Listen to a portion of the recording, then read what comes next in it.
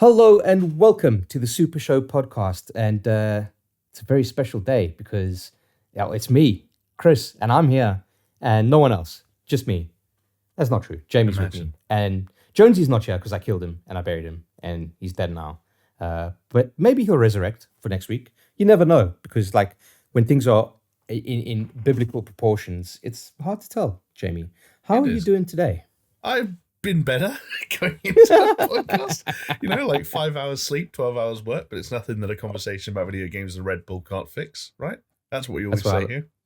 That's what I like to hear. Hell yeah. I mean, you got to admire the dedication, right? Yeah. Speaking of dedication, as you hinted at, would you ever actually do a one-man podcast? Do you think you could, both on your own in terms of your energy for it and for the audience's sake, do you think you could sustain a one-man show? I mean, I have been very capable of sustaining by myself for a very long time. I think I saw that video. Yeah, it's usually when there's more people involved that I struggle to sustain because it's just kind of like wham and bam, right? Right, yeah. But yeah, it's an interesting question. I don't know. Like, if it ever came to it, would I attempt it? Maybe. Would I then listen back to it as I'm editing it and think this is the world's worst, cringiest fucking shit that I've ever done and never release it into the ether? Maybe it's happened already. Guess we'll never know. Maybe. I just ask because I think we talked about it in the past, but obviously Jeff Gersman is now a one-man show. He's taking it on the road. Not literally. By the road, I mean Twitch, I guess. But yeah, it's interesting because he calls it a podcast and he releases it as a podcast on Spotify with ads. But yeah, it's been just him on his own talking about video games since the start, and I can't tell if I like it or not. It's mad, man. Like I try to listen to some of it and I get it. I just think a podcast platform is just not the place for it.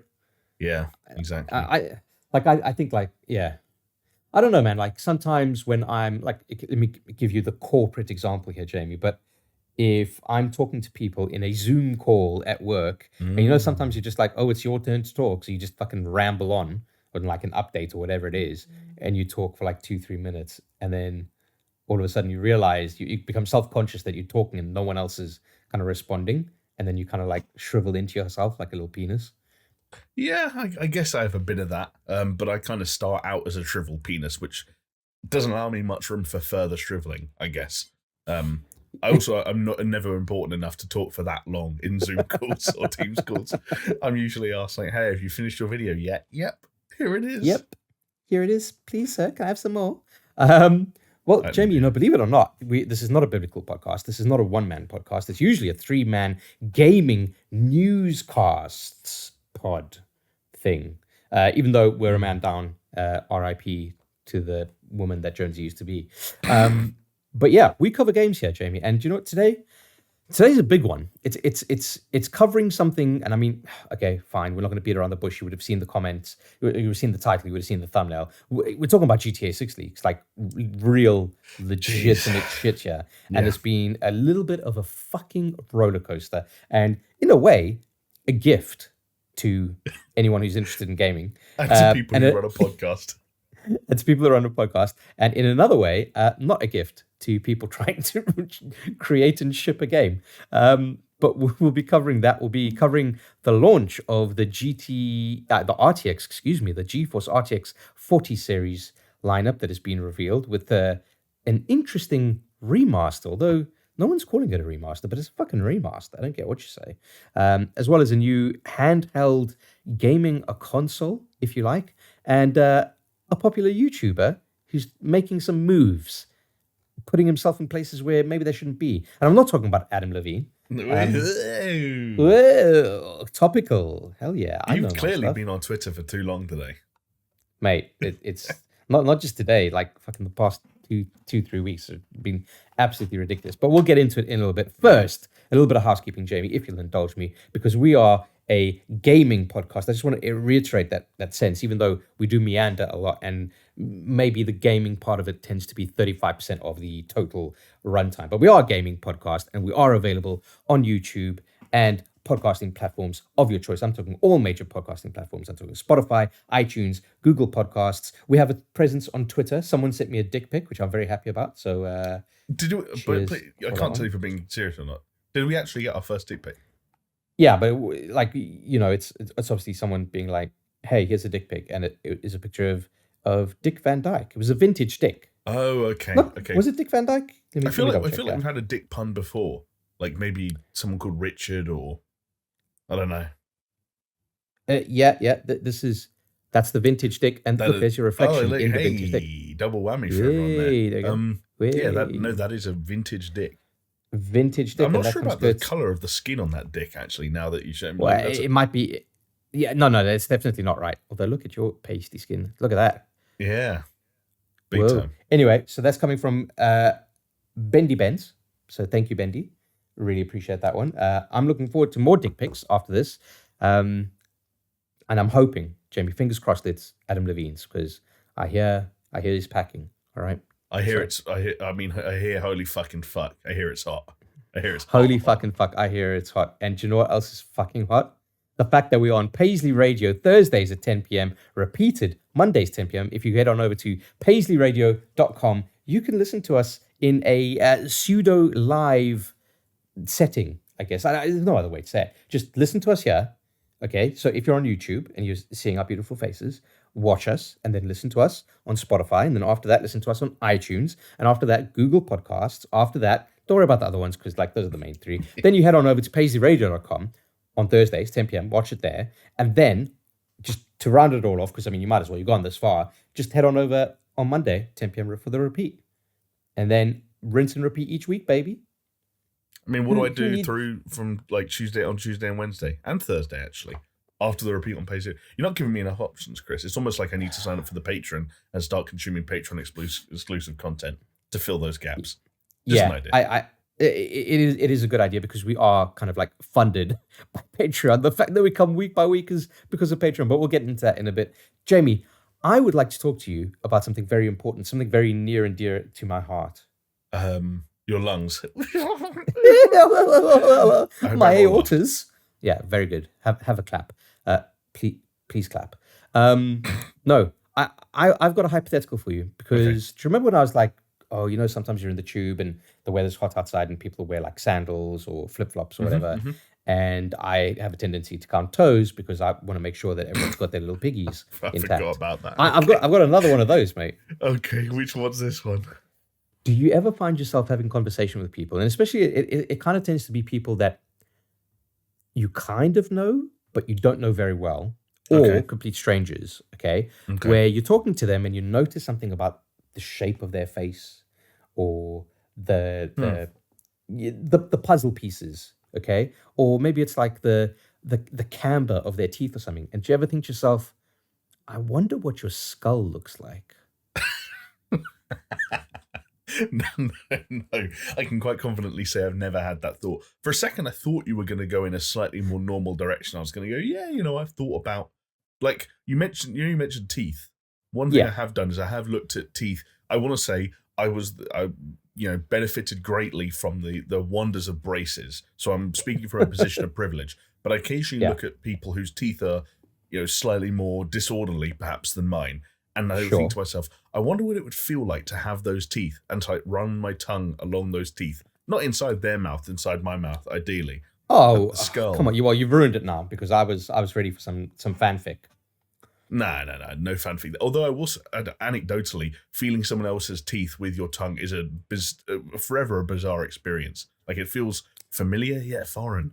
Ooh. I don't like it, mate. Like, have you ever had it where like maybe you've overindulged a little bit too much in the alcohol and you've gone in for some facial hanky panky. Okay. And your coordination is maybe not at its prime, and maybe the other person who's the target, hopefully willingly, is also maybe not as coordinated. Okay.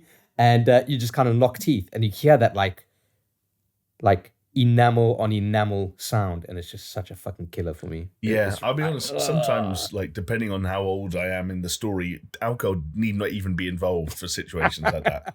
Although, Chris, I will have to reiterate, as you corrected yourself to point out, you always need to make sure that whenever there's any enamel involved, consent is an absolute must. Otherwise, you may end up being forced off of Twitch and your friends might get kicked from their organizations. Yeah. Well, look, we run a tight ship here where, there are no snitches. in SuperShow, so everyone's safe. No snitches, no insiders either. That's another topical pun from the week. There you go. Wait. Yes, of course. But hey, should we get into some? Hold on, before we get into video game, you seriously have never looked at the shape of someone's face and thought like, I wonder what your skull looks like? No, do you know what? I think there's just a concept, an idea in the back of my mind that most, if not all, skulls fundamentally look very, very similar.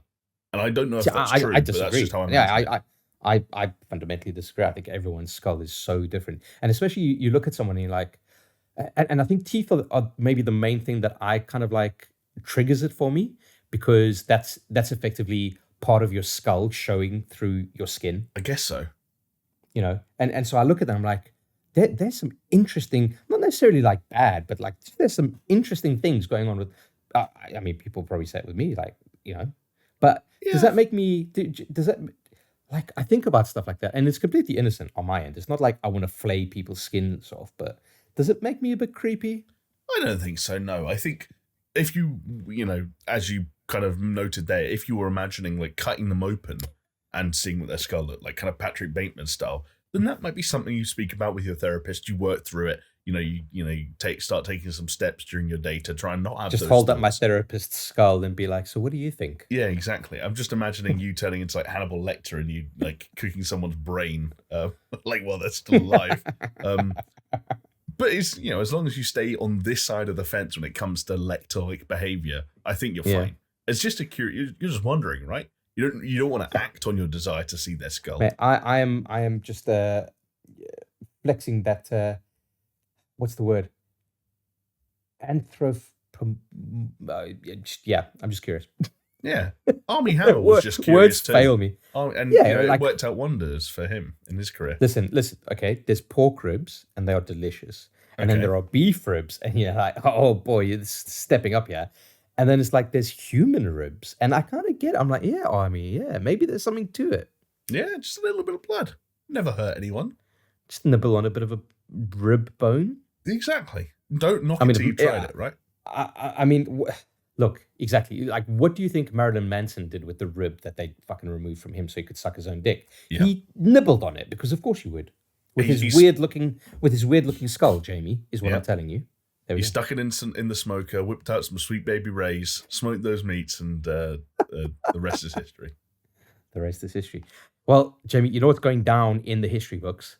I mean, it's been GTA 5, and now it's going to be GTA 6. It's kind of mad to think that, like, after all of the teasers, release, like hints, fake leaks, fake news, etc., that we actually have something quite substantial that was posted on a GTA forum that just showed like early open world gameplay footage of GTA 6. And even wilder, that like the Rockstar have come out saying like, yep, that's real. It's been early in development. Like, fair play to Rockstar for doing that. Like, it's probably the first, like, the most timely communication that they've ever fucking done in their lives. Right, exactly. But like, I don't blame them. But yeah, we saw footage of a character walking through a Vice City metro. We've seen female protagonists, a male protagonist, which kind of like leads on from those leaks of that Bonnie and Clyde style narrative. Yeah. Yeah, it's going to be interesting. Like, I'll be honest. I saw some of those videos, and my initial thought was like, oh, that's GTA 5, which I think a lot of people did. But you know what I didn't do? What did you cause an absolute fucking shitstorm, and I stopped and I thought about it for a second. I was like, it's probably really early in development. I mean, you could see all the debug fucking codes going on. Like, fine. I was actually surprised at the size of that side of the Fallout because, and I don't mean to offend anyone here who might be listening, watching, commenting, and so on and so forth, but you really don't have to be a genius to identify that was extremely early footage of that video game. Even, to be honest, when it comes to GTA 6, I'd say even footage that was leaked as of like today, like stuff you could go in and get a build that's recent from like the past month, would still be classified as early, because I still think this game is like 2 years away. Yeah. So we're looking at builds that were in some cases 2 years old from a game that I personally still think is 2 years away. There's not much that you can glean from it in terms of the quality of the final product. And anyone that tried to do so, that was extremely wishful thinking. Yeah, absolutely. I think what is interesting though is the yeah, like if you look at that footage and you say this looks worse than GTA 5, do you really think, like, is there really a part of you that thinks that that is what it's going to look like? Do you know what I mean? Like, Yeah. even if it's like a finished product and it looks worse than GTA 5, like, there's something wrong with you if you believe that. Yeah, exactly. And the fact that so many people did and so many people were willing to spread that narrative goes to also reinforce why so much of the response to these leaks from the development community, people who work at studios and publishers around the world, was basically doubling down on saying, hey, this is why we never show you games when they're in development, because this is what you motherfuckers do. This is the shit you say. And I think it was like Alana Pierce put out a tweet about, like, this is the cycle. Gamers complaining about not seeing enough of games in development. Like we just spent the last year with you and me defending God of War Ragnarok and how little they've shown. And then when games are shown in development and the developer's like, this is what it looks like right now, gamers can't handle it. They can't, separate the reality from the image they had in their head, which is always going to be a ridiculous image anyway. But don't you think it's the circumstances around it though? Like if it was GTA saying like, yeah, here's an alpha build of what we're working on, people would be like, oh, okay, yeah, sure. There is room for that. Yeah, do you know what I mean? But then there's like, oh, it's a leak, and there's, Yeah. A leak with no additional information. Like you look at a good example of what you're talking about is what Skate are doing at the moment, which is just like whether it's the play tests or even the footage they're officially releasing, they're like, yeah, of course, this is a game like with like placeholder assets and so on and so forth. But because, as you mentioned, this was a leak and Rockstar couldn't put out any communication alongside it, they couldn't say this is a build from this year and this is running on a GTX 1080. And this model has been updated 17,000 times since then, and this was when we were testing this mechanic, and this is broken because of X, Y, and Z. Because 90 individual videos got swiped from under their nose, which is, I mean, I would have actually loved that as a response. And one day, like one of these devs needs to do that. It's like just create instead of just putting out a Twitter text or an Instagram text. Do you know what I mean? Like, make a video and be like, yeah, this is what you saw, and here are a couple of later iterations of the same thing. Mm-hmm. And exactly like you said, like even if it's just like like the fucking creative director or a game designer or dev that's on the team that just said they're like shows a bit of the footage and then just mentions like, yeah, this was a build from I don't know fucking 2014, and like you said, like we've had 50 iterations on this one asset alone. Like because that's the kind of shit that, as a gaming fan, like a non-capital G gaming fan, okay? Yeah. That I love shit like that. I love to get the kind of like granular side of it. And I think that there is value, and I don't think it necessarily harms anything. And I think it might be really decent damage control. However, in order to do something like that takes time. And I understand that writing a wall of text is a much quicker and robust way of kind of dealing with it. Like there were a lot of pictures and videos this week from which were like, hey, this is what Horizon looked like at this point in development, and it was when it was so early that they were using Killzone assets, Killzone assets, the guns, so he was holding a machine gun against a I forget what the big sort of Tyrannosaurus style robot is in Horizon, but it was made out of building blocks. The Jabberjaw. Actually, I think you actually, it does have like a Jabba style word. It's going to annoy me if I think about it too long. But yeah, like again, we didn't get the kind of the wall of text as you mentioned or the breakdown, but it's still interesting to see, and it was nice. It was a nice piece of solidarity. Like it was good that most of the response to it in a professional capacity was like sympathy and solidarity, which I thought was justified because this sucks. And I love it that a lot of people are kind of showing off their early prototyping. Like we talk about Alana Pierce, she didn't do it, but there was a God of War developer from the previous God of War game showing off like, hey, this is what the fight with Boulder looked like when we just had like tree assets and character assets and nothing else. And we didn't put any effort into the animation other than here's them just randomly punching each other and flying through an arena is the best way to put it. It always kind of reminds me of the prototype for Splatoon. So I don't know if you ever saw that. I'm not sure, no. It was literally like, I believe it was just cylinders, like gray cylinders on a slightly lighter gray arena with a few ramps, and but what would happen is they'd still shoot splodges, so like grey cum effectively, and they're just coming all over the walls and on each other. And it made me hard, one side of it, but the other side, it was like, that's pretty cool prototyping. So what they did there is they created that prototype before they greenlit the project, if I'm remembering correctly. Right. And it was like, they created this prototype, they played it, they were like, this is fucking fun for this stupid thing. Let's fucking go full hog. It's like we always say, find the fun.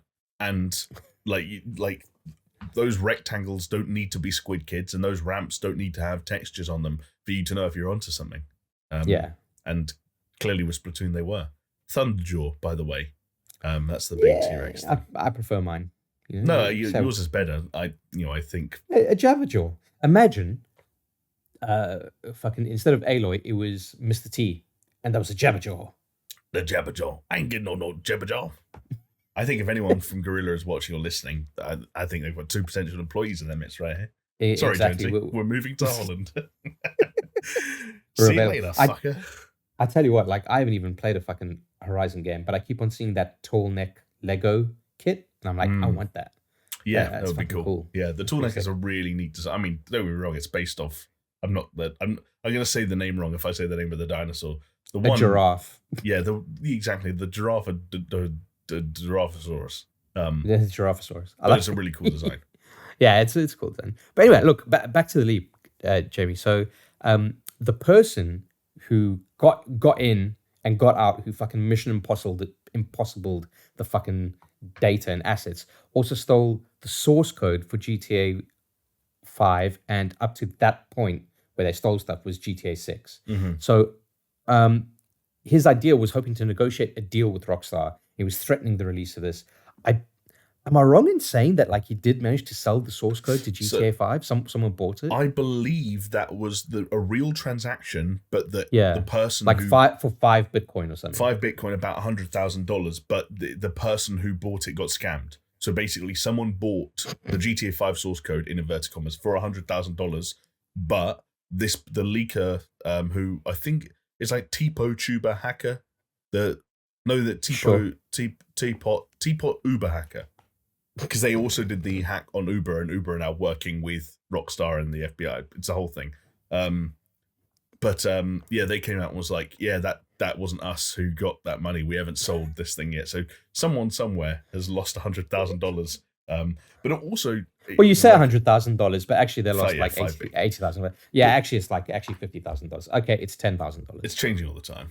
But it's also like another weird reminder of just like how quickly someone will part with theoretically 6-figure fees. Or don't get me wrong, GTA 5 source code would be a big deal, but like with no proof, no evidence of like who they were talking to, how it was going to get delivered to them, they just fucking wired it. Interesting. Yeah. Look, it is interesting, but at the same time, like, I don't know, like, why would you want? I guess for GTA Online and whatever you could do with that, but why would you want the source code to GTA 5? You know what? I'm not really in a great position to answer that. I know it's a big deal.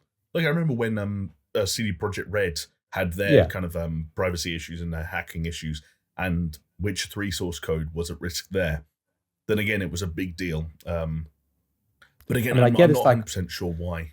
Yeah, I get like there might be, with the proprietary engines and stuff, but yeah, I just don't get it. I mean, that's just me and my ignorance, to be fair. But yeah, like stuff like this is just so odd. It's like, it's almost like, what's your end game? Are you doing it for clout, but you can't have clouts because you need to remain anonymous because the fucking FBI are going to get involved? Are you doing it because you are trying to make a profit? Fine, fair enough. Like there's worse ways of trying to earn money, I guess. There's also better ways. Just saying, get a fucking job. A lot of better ways. You loser. But yeah, it's just kind of crazy. So. Look, in a statement published on the social channels, Rockstar said it was extremely disappointed to have details on the game shared in this way. Understandably, that's not how they want to do it. Especially if I think back to like Red Dead Redemption 2 and the lead up to all of that, where it was like, hey, here's a screenshot and we've changed our thing. Like, that was nice to get caught up in that hype. And then, I mean, Red Dead Redemption also had its fucking leaks from that Russian leaker somehow, where we got our first quote unquote taste for horse testicles in the snow. Yes.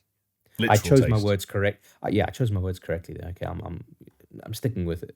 But yeah, it's just a bit sad. Like, Yeah. GTA 6 is almost like it's an inevitability, but it is almost at the same time the holy grail of gaming if you consider of how massive GTA 5 and GTA Online is. Totally. Like you mentioned, it's an inevitability, and yeah, I've always been on the camp. I think I've said it on this podcast before. Of they've confirmed it exists. They've confirmed it's in development. We know it's going to happen at some point. You know, where's the fun in trying to rush that process? We could just sit and be patient and play all the other great games that come out in the meantime. But it's the holy grail thing you mentioned there that is what stunned me. Like during the day when this news was rolling out, for example, when I just couldn't take my eyes off all the updates as people were figuring out if stuff was real and sharing videos and so on and so forth. Because I always used to describe GTA 6, and again, I think I'd probably said this in the podcast before because I am prone to repeating myself. For me, it always was the game that had the largest disparity between the hype and the size and the significance of the game and the amount of information that we would ever get about it. And even as the promotional cycle warmed up, like you said with Red Dead, Rockstar do breadcrumb trails. Like they will go very slowly. They will, announce a game sometimes a year to 18 months before its release, often down to delays, don't get me wrong. But still, they never rush. They never go overboard. It's like every trailer feels like a choice. Every screenshot feels like a choice. Every social media update feels like a choice.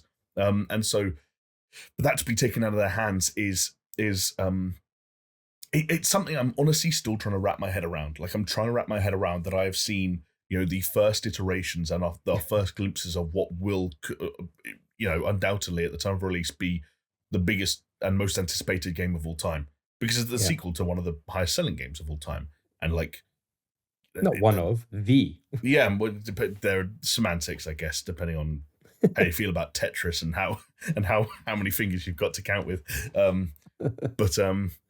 Yeah, so it's startling in that sense, and I'm almost stuck in two minds. One of which is it was really interesting to look through those videos and read between the lines on what we talked about earlier when it comes to the early development stuff and what is rough around the edges, what is early, and instead look past that and say, okay, what ideas are they flirting with here? What direction are they looking to take this GTA game in? Because that's what's interesting as a fan. But then playing that side of it against the fact that, yeah, it's a bummer. And there's a part of me that if I could go back and scrub my eyes and not have seen any of this or make it not happen, I might take that. I might take that option. Pill. Yeah. Because take that blue pill, other than getting nice tidbits of information, like I said, about mechanics that they've clearly experimented with, or confirmation on, as you mentioned, protagonists and story beats and ideas and themes. I don't know that I got anything that I really wanted out of this. 90 videos later, I still feel a bit hollow. You watched all 90, did you? I mean, technically, yes. I watched a lot of it by virtue of someone joining them all together and made a half an hour plus long supercut, I guess, of everything. And then you watch it at 2 times speed and it's only 50 minutes. I don't know if I did watch it in 2 times speed. I was liberal with skipping through because there were sometimes bits where this is 5 minutes of them testing cop AI by having him walk back and forth along a short wall. And I get it, but it's not what I need to see.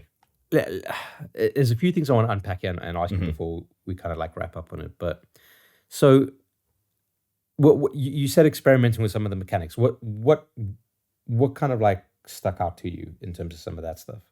Because I'm not a big Rockstar fan, and I'm not a GTA fan. I'm not into it, so. I look at some of that stuff and I'm I can't discern I can't see the thing behind the thing, if that makes sense. Sure. Do you know what? It's an interesting one because what I think is it provided us with a lot of information about how they're going to take GTA 6 up to the level, for want of a better way of putting it, of Red Dead Redemption 2 and how they're going to kind of align those two products a little bit more. But it didn't give us much information on how GTA 6 might go beyond, say, Red Dead Redemption 2.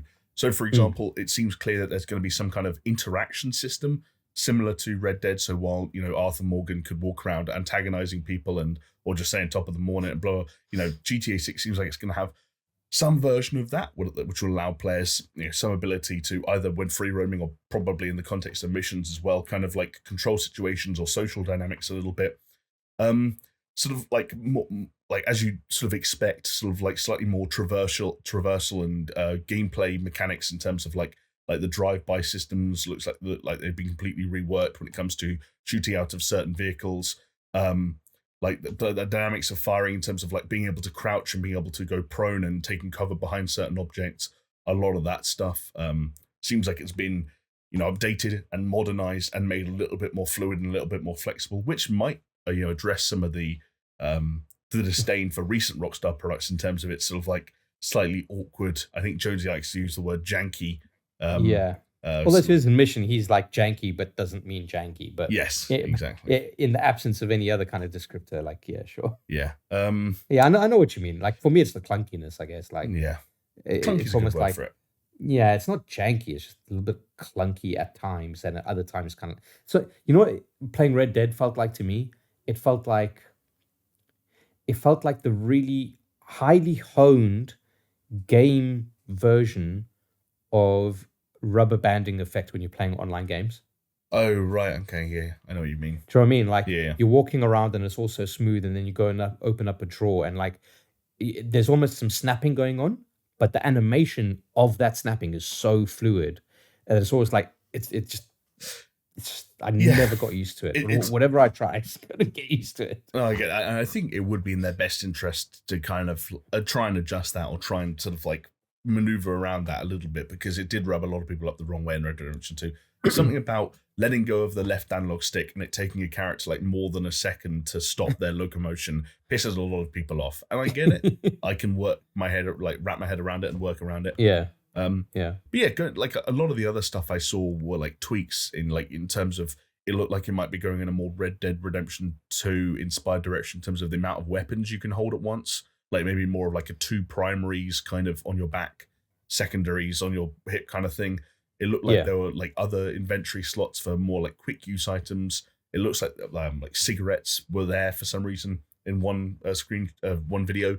It looks like there might be like health items, so you might need to, again, Red Dead style, whether it's like dynamic health restoration over time and in combination with taking healing items. I don't know, things where like characters have got duffel bags on and are packing in bags of like.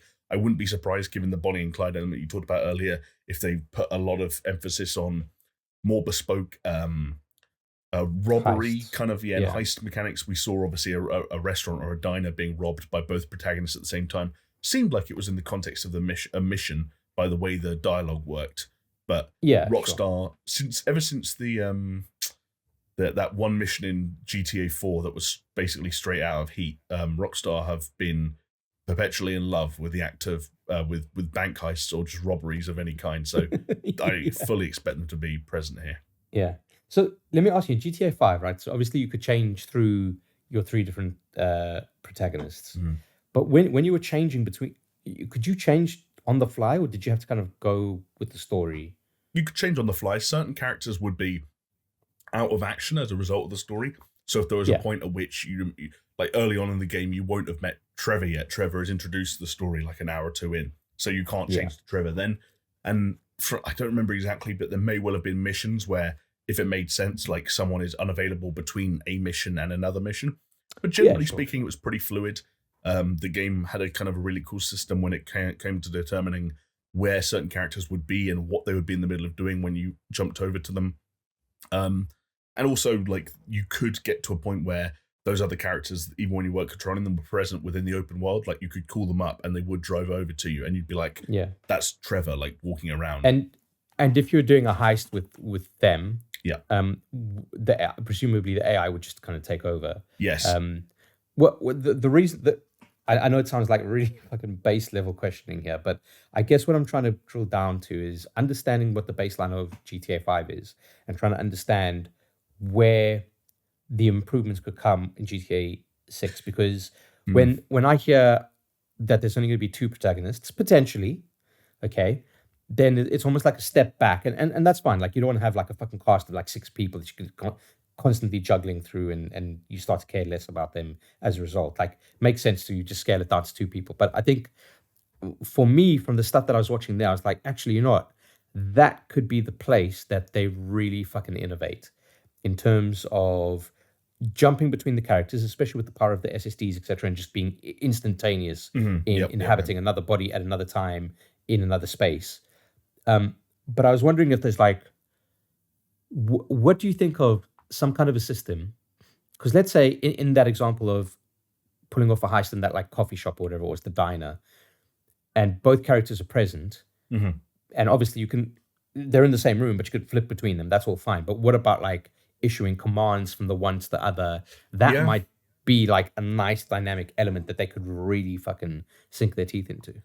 That would be nice, because then again, it would put more control back in the hands of the player, which is something like GTA 5 was quite good at splitting up what the characters were doing so you could experience different perspectives, but never let you sort of like alter that. It was kind of like each of the characters were doing their own thing and you could experience each of those perspectives, but you couldn't say, Franklin, go and do this per se. So yeah, which presumably should be different in this if it's two like lovers, let's say, and they're doing heists together, and like their story is so intertwined rather than like diverging paths. Which will be interesting, because again, traditionally with Rockstar, when you look at their trajectory from game to game, one of the things you see a lot of is an idea that sort of starts as a small implemented thing in one game and has blown out to a bigger deal in another game. Sometimes going as far as like a small thing in one game is like the entire USP of another game, and so on. With GTA 5, like obviously switching around when you're in the open world, when you're free roaming, is fun because you can like almost role play as different characters and they have different voice lines and and so on and so forth. But what I felt like they really wanted to do with GTA 5 was, if we have three characters doing like one sort of like mission, let's say, at the same time, then all three of them can do different things. That means the player can do three different things. And the traditional kind of, rigmarole of drive from point A to point B, shoot people, drive back, gets loot, like, and so there was one particular mission in GTA 5 that felt like their kind of, their piece de resistance in terms of this is why we're doing it. And it was like you would control Trevor to fly a helicopter to a building, then you would control, I think it was like Franklin to go like down to be firing from the helicopter, and someone else was inside this building.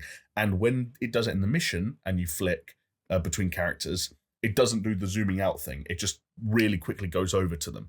And so it was like in one mission, you're doing the flying, you're doing the zip rappelling, you're doing the shooting, and it was like, we can use this as a way to skip the boring parts of our mission design by switching you to the person who's in the action. But when you set two people, and two people who might, for story reasons, always be fairly close together or doing similar things as they were in that diner, that idea somewhat gets diminished. And so I'll be very interested to see if they've come up with new hooks or justifications for that inclusion of that system, or if it's like, this is the GTA kind of trademark now. Yeah. Can I blow your mind? Yes. GTA 6 is not GTA 6. It's actually the next Army of Two game developed by Rockstar. I would play an Army of Two game developed by Rockstar. You will in 5 years' time. Salem and Rios inside a cafeteria, just Salem going full aggro. I'm all over it. Yeah, it could be cool. But yeah, like, I guess that goes to a wider discussion or a wider question for you, because there's a discussion, because I'm not really into it, man. But I know our audience potentially would be, because that's what the thumbnail is. And you either click on the video for us or you click on it for the topic. And if you clicked on for the topic, I can only apologize. But what, like, for you, obviously this must be like one of your all-time most anticipated games. Undoubtedly. What are you hoping to see in terms of iteration? Obviously, like, okay, you expect the graphics to be an order of magnitude better than what they were in GTA 5. Fine, fair, But beyond like any graphical kind of stuff, like systems or story beats or something like that, what would tick all the boxes for you? Do you know what? Like, I'm gonna give a real cop-out answer, and a kind of like almost a bit of a fanboy answering, I guess, which is, I just want Rockstar to do what I feel like they have consistently done with most of their major franchises. Yeah? Exactly. I want this to be exclusively I want this to be Rockstar presents GTA 6 as table tennis, and I want that bald guy who was in all the screenshots to come back and we'll be having a ball. Sell it for Hell £20 yeah, again, and I think you got a winner. No, like what I mean to say is that I think they had like Red Dead Redemption 2. One of the things that really impressed me about it was that it went places I didn't really expect it to go when it came to how they tried to put their own spin on what an open world game could look like back in 2018. One of the observations I made earlier this year when I was playing Ghostwire Tokyo, and not to slag off Ghostwire, but it was just the game that made me realize it, is that the funny thing is open world games are still a dime a dozen, and most of them still aren't as good as Red Dead Redemption 2, or at least don't do as much as Red Dead 2 did. And so there is still something inherently fascinating to me, and this isn't me giving Rockstar an out, but about a GTA game. So like you said, with graphics that have been updated and modernized to the extent to which we expect based on the release date, the release year.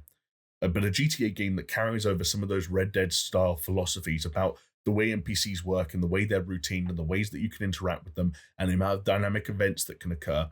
I think just applying all of those sensibilities to a large urban environment and making something like a modern urban environment that feels as living and breathing as Red Dead Redemption 2's comparatively more sparse and old-fashioned environment did, I think in itself would be a pretty remarkable technical achievement and the kind of thing that, again, Saints Row just proved still so few people can do in a meaningful way, regardless of their regardless of their expertise and their experience and so on. But to be fair, okay, in terms of some of the modern open world games, like I said, they're a dime a dozen, but they're also made by smaller teams with smaller budgets in a shorter amount of time than, say, what a GTA 5 or a GTA 6 would be. So, like if you think about the most recent good open world games that weren't made by Rockstar, you're talking about like Breath of the Wild, you're talking about Elden Ring, which would have had massive budgets and sorry, I want to say like that comes from less of a place of wanting to slag off Saints Row or Ghostwire and more of a place of having to remind myself that Rockstar are still, again, because of the resources they've got that you just mentioned, are still the creme de la creme. And they can, I think to a certain extent, without sounding like I'm giving them a cop-out, I think to a certain extent they can pull off the same magic trick again. And I think if they do it in a GTA context, part of me feels like it will be just as exciting and astounding as it was the first time, even though that's not traditionally how magic works. Okay, but do you think, because obviously it is now a very different environment within Rockstar in terms of the people who many would have considered made Rockstar what they are, and they're gone. Yeah. So, are you still hopeful for the best? Like, obviously, budget is one thing, and skill and talent undeniably are. Like, it's not one person that makes a fucking game incredible unless you're fucking Shigeru Miyamoto or something. But right, the houses, Menzies. Like you're right. Maybe subconsciously, the other reason I'm giving GTA 6 so much leeway in terms of what it would have to do for me to be happy, and how that might look like I'm not asking a lot of it, is because there is this subconscious acknowledgement that Rockstar has changed. The lineup of individuals, at least at the top of the company, like you said, has changed. The way they work has changed, if we're to believe everything we read. And also, a lot of people have been concerned over recent years that their priorities have changed. We can't pretend that this isn't the first GTA game post-GTA Online, which is, I'm sure, in some corners of that company, completely revolutionized the way they think about content and the way they prioritize the content they want to make and the platforms they want to make going forward. And so that's the other thing, that's like there have been so many times in recent years that people have come out and tried to start stupid like rumors or fear mongering that like GTA 6 won't have a fully fledged campaign, or that Rockstar will never put the same effort or ambition into a single player component to a game ever again, and that GTA Online has ruined everything. Even it just like the mere fact of like the mere possibility of a GTA 6 that puts those rumors at rest, and Rockstar can come out and say like, no, this is a big, fully fledged, ambitious single player component to the game that is arriving first and foremost, would be really nice for me. And the other thing I want to touch on, because you kind of reminded me there, just talking about the lack of the houses and obviously not exclusively, but The houses were responsible for a lot of the story and writing elements in recent GTA games, recent Rockstar games in general. And we've talked about in the past at length about what can GTA satirize or poke fun at now. The real world environment we all live in, the real world political environment we're all living under. Like, what is there left? And that's the other thing I guess I hope that they can either A, find interesting answers to those questions, or B, if they are going to go in a direction where actually GTA is perhaps slightly less comedic, slightly less satirical, that they do what they did so well with Red Dead Redemption 2, which was characters. Yeah. And I don't know enough about this weird hillbilly guy and his Latina friend, but if I hope they pull them off. I'm also really looking forward to seeing what let's call it 2024, 2025 next gen version of Vice City looks like. That's also incredibly exciting in its own right. So there's a lot to be positive about. Yeah, and I think like if they have a working metro system, then they're already one up on Cyberpunk. So fair enough. But yes, right. I kind of feel for me that like, at least from like the story beats and the jokes and the gags and the satire in GTA as a series and as a whole has very much been kind of straddling that line. And I wonder if it's the houses that were the straddle, and if the houses are now gone, then that, it's almost like when you go bowling and they've got those like lane guides. Yeah, like the barriers. And that's one houser, that's another houser. The fucking houses are gone. Do we just get in the gutter by them? Like, I don't know. Because like there's a difference, right? Like if you talk about how they do things in Red Dead Redemption 2, it's so far removed from like what we are living to now that it's almost like it can't be on the nose, and it can't be on the nose, and it can't rub people up like in a weird way. But I think like you're talking about like modern day, and you're talking about like, let's just say politically, whatever's happening in the States, like they got to be so careful, I feel. Like to make sure that they're not on the wrong side of it, because then all of a sudden you not that it ever would get that way, because I don't think it could get that bad, but you don't want to get into this kind of thinking you're better than your audience in a way, and maybe or getting into this like Saints Row reboot kind of style of like, I mean, I hesitate to say wokeness because that just kind of is the style stuff. But that's the funny thing about like what so many people often miss about GTA is if you break down the GTA games, what they have to say, what their characters are like, their politics, for want of a better way of putting it. Like people talk about Saints Row being woke.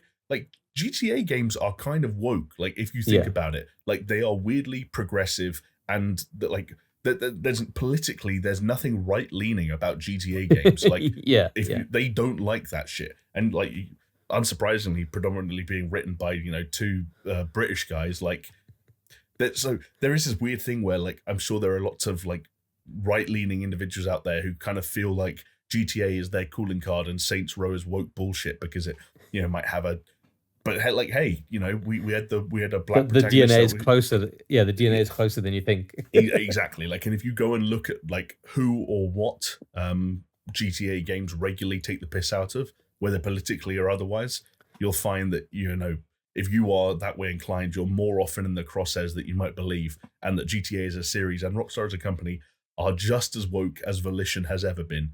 And prior to the release of rebooted Saints Row, Rockstar were probably more woke than Volition ever were. But there you go.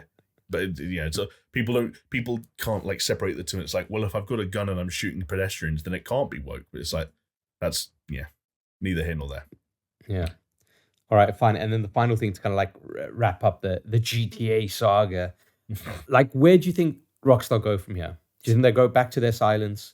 Do you think they maybe start to communicate just a little bit more? Do you think maybe more leaks on the horizon? Obviously, if you have a security breach, I would imagine for any company, the first thing you do is say, how did they get in? How do we plug that hole? And how do we make sure that that never happens again? Like a lot of people were saying like, hey, you might be celebrating that like GTA 6 footage has finally been released. But a lot of people, I think like Jason Schreier, a lot of like other commentators in the gaming space are like, hey, this is a bad thing. Yeah. This is going to delay. This is going to add delays. This is going to scrutinize all of their work practices. It's going to make things very difficult for the devs. like what happens from here on out? Do you reckon? I mean, I think that last part is true, and I can vouch for that Yeah. by saying I can't divulge too much information, obviously, but you and I both know that I work within the gaming space, let's call it as well. My week was different because of what happened. Yeah, Like things I can imagine. I had to do things this week. I got emails I wouldn't have got. I had to do things I wouldn't have had to do as a result. So, Jamie, yeah. Jamie, where did the bad man touch you? Again, Chris, I signed a lot of contract. No, I'm joking. A royal NDA. Exactly. Yeah, I got paid a lot of money not to answer that question. So yeah, like things within Rockstar will undoubtedly be hugely different in the short term and the way they work. You got to hope that there's no long term ramifications. I think Jason Schreier points out, like, I hope this doesn't put more blockades in terms of like the people's ability to work from home and things like that. Like that would kind of suck. We'll see. So as for leaks in the future, like you can never say never, right? Like there's always going to be loopholes. There's always going to be that, that small vent in the Death Star. Like no matter how hard you try, there's a loophole. There's a weakness. So again, we just have to kind of hope for the best. As for Rockstar, what Rockstar will do, my guess, I don't know if you feel the same way as I think silence. I think they go back to making this game, and we don't hear from them in any significant way, certainly not about this project, until there's something more or less ready to show, like the promotional cycle starts. That's my feeling. Yeah, I agree with you.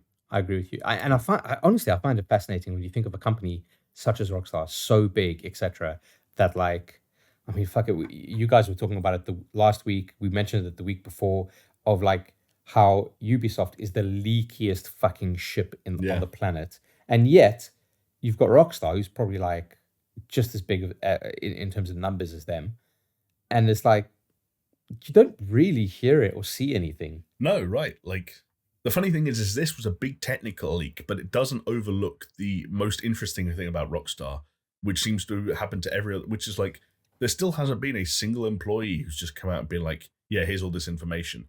Obviously, some people chatter, like Jason Schreier and Bloomberg, who first reported on the location, the two protagonists, like they have sources, but and it'll always be like, oh yeah, this tracks with what we've heard. Yes, exactly. Like we I don't know if you remember this, but we at one point technically had a Rockstar contact. It was a friend of a friend who worked at Rockstar who leaked stuff to us about Red Dead Redemption 2, and full transparency, I discarded it because I didn't think it could be true, and it was. They gave us 3 pieces of information. 2 of them sounded like completely normal educated guesses, and 1 of them sounded like bullshit. So I disregarded it. But yeah, that shit can happen. It's just weird that it doesn't happen more often. Oh man, you're making me sad for the glory days now. Yeah, it's like the fucking ATG supremacy. Yeah, we wonder why it all went wrong, because I'm sat here with someone who like worked at Rockstar who's willing to give us information. I was like, yeah, you're lying. Yeah, fuck you. Get out of here. Not interested. You scumbag. You talking shit. You liar. For anyone wondering, the thing that they leaked to us that I thought was so untrue that I like didn't engage any further was that the entire map from Red Dead Redemption was remade in Red Dead Redemption 2 and was a part of the Red Dead Redemption 2 map, but you couldn't travel there for the entire story for story reasons. And I got told that months, like probably, maybe not quite a year before the game came out, but like a while before the game came out. And I was like, that's just the least true thing I've ever heard. They remade the Red Dead Redemption 1 map for no reason, and then made it like an instant wanted level if you went there. Yeah, that's not true. Because it was almost like, why would they ever do that? Why would they do that? Yeah. Yeah, there's no reason for them to do that. Well, turns out there was a reason for them to do that. So. I to be honest, I still don't really know the reason they did that. Like, you go there a couple of times, very briefly. Jamie, why did man go to the moon? I don't know. Because we can. What? No, we can't. Clearly not. We used to be able to. 60 years ago, we were great. No, you don't understand, Jamie. That module of the simulation has been shut down. So okay, now it all makes sense. All makes sense, man. But yeah, like it's like I love shit like this. Like, I know it's really damaging to the devs, etc. But I live for the discussion around it. because I Sure. just find it endlessly fascinating, both good and bad. What that says about me, I don't know. I'm a fucking scumbag, so taking glee in all of this, but I don't think it I makes love you a I love it, scumbag. man. You're just an Oh, yeah. onlooker. You're an observer. You're a voyeur, Chris. A You're a nightcrawler. voyeur. A nightcrawler. Well, some might say that another name for voyeur, Jamie, is a patron. That's right. It's that time of the podcast when I'm talking about the Patreons, baby, and they're voyeurs, because if you are a Patreon supporter, you get access to some behind the scenes videos, some Patreon exclusive podcasts. We had a Let's Play of The Quarry, which we desperately need to get back to. And we desperately need to get back to making some more Patreon exclusive content, which we will be doing soon. But yeah, for as little as $2, you can support the show, keep us coming week in, week out. We've only ever missed 1 week in the near 3 years that we've been doing this, which is still fucking incredible to my mind. Yeah. But yeah, you can head on over and help the the Super Show dream stay alive. No, it by is. heading over. It is a super. It's a super dream. It's a super dream. That's going to be the rebranding once we hit a particular threshold. But yes, head on over to patreon.com/supershow and show your support, much like these lovely people whose names you can see on screen right now. And Jamie, would it interest you to know that I have some names to read out as they appear on the screen? It would. Aaron Cameron, Athletic Gravy, Bill Caesar, Brimstone, Cole K, Crow's Perch, I Snort Rock Salt, Jesper Camdal Nielsen, Leo Merger, Mindful Pig, Mr. Anthropic, Nathan Piers, Pastors Guild, and then, of course, I'm talking about the big boys. The boys that bring all the milkshakes to the yard. That's right. The milkshakes that bring the boys. Those are the people I want to meet. The boys that bring the milkshakes. I want the boys that bring the milkshakes too. Yeah. Although maybe shouldn't be boys and should be like men, because the boys to men that bring the milkshakes to the yard. the boys to men for milkshakes. There we go. I like it. And I am, of course, talking about Brett Z, aka Shellshock, Doppler, Geometric Potter, Hacksaw Book Reed, Manuel Guerrero, and the one and only Peaswad. It still blows my mind that people support us in the way that they do, whether it's through the Patreon or it's watching our content or leaving comments or leaving likes, sending us one lone dick pic on our Twitter. It still blows my mind. And for 3 years, I've been grateful. I join you on that platform, Chris. I'm extremely grateful. So thank you so much to all of the patrons and everyone who keeps continuing to support us in any way. It's the reason we're still here. So thank you. The reason we're still bothering to do what we do by inexplicably just kind of like not talking about games and then talking about games and then talking about coming. But I mean, it's a thing. I think we've done all right thus far, this particular podcast. But if you want to kind of, take a bit of a tangent, go into a coming direction, I'll follow you there. Yeah. Nice. Okay. Well, as we do some double breaststroke, let's go to comments of the week then, shall we? Sure, let's do it. Okay. Is it about so this one? Is it cum adjacent? It's not even cum adjacent. Nah.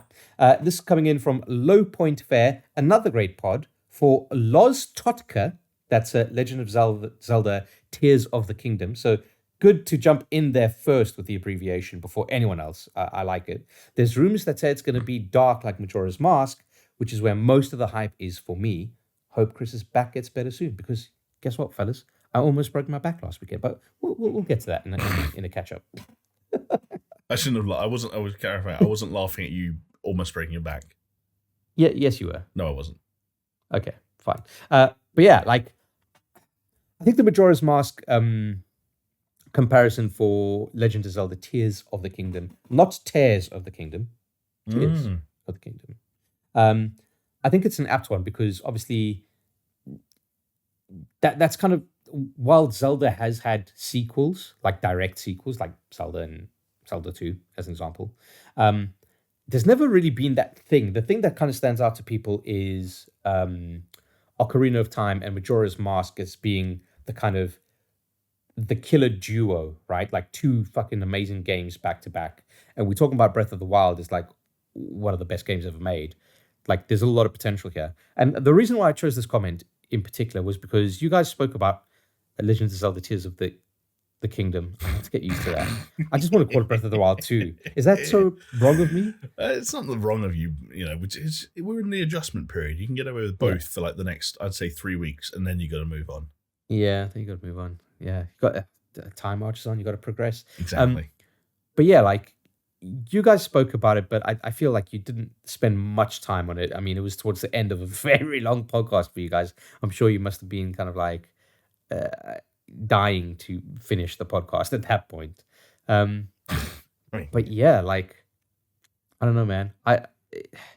First of all, thank you for like relaying my thoughts on it via the messaging that I gave to you beforehand. That's all right. Yeah, no.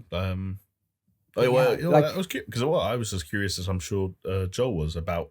You're a big Breath of the Wild guy. This is a significant game. Man, it's so significant that it makes me want to go and actually just finish that game because I never. Well, yeah, there's that too. But not because I couldn't finish it, but it's because it's a strange thing.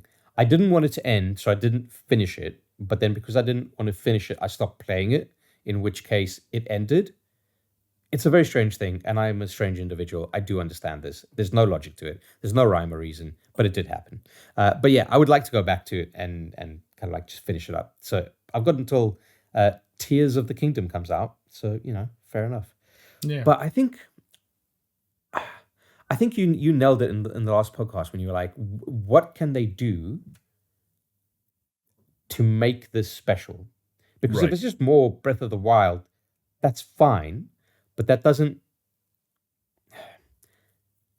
I don't know how to kind of explain it right. It doesn't justify its existence in its own right? Like, yeah, in a way. Like if you Breath of the Wild is still an amazing game, even if you've covered out like every single square inch of it, you can still go back and find enjoyment. I truly believe that because it's such a dynamic system and everything about it is so vibrant, and it's not necessarily story led, so it's just whatever you want to make it.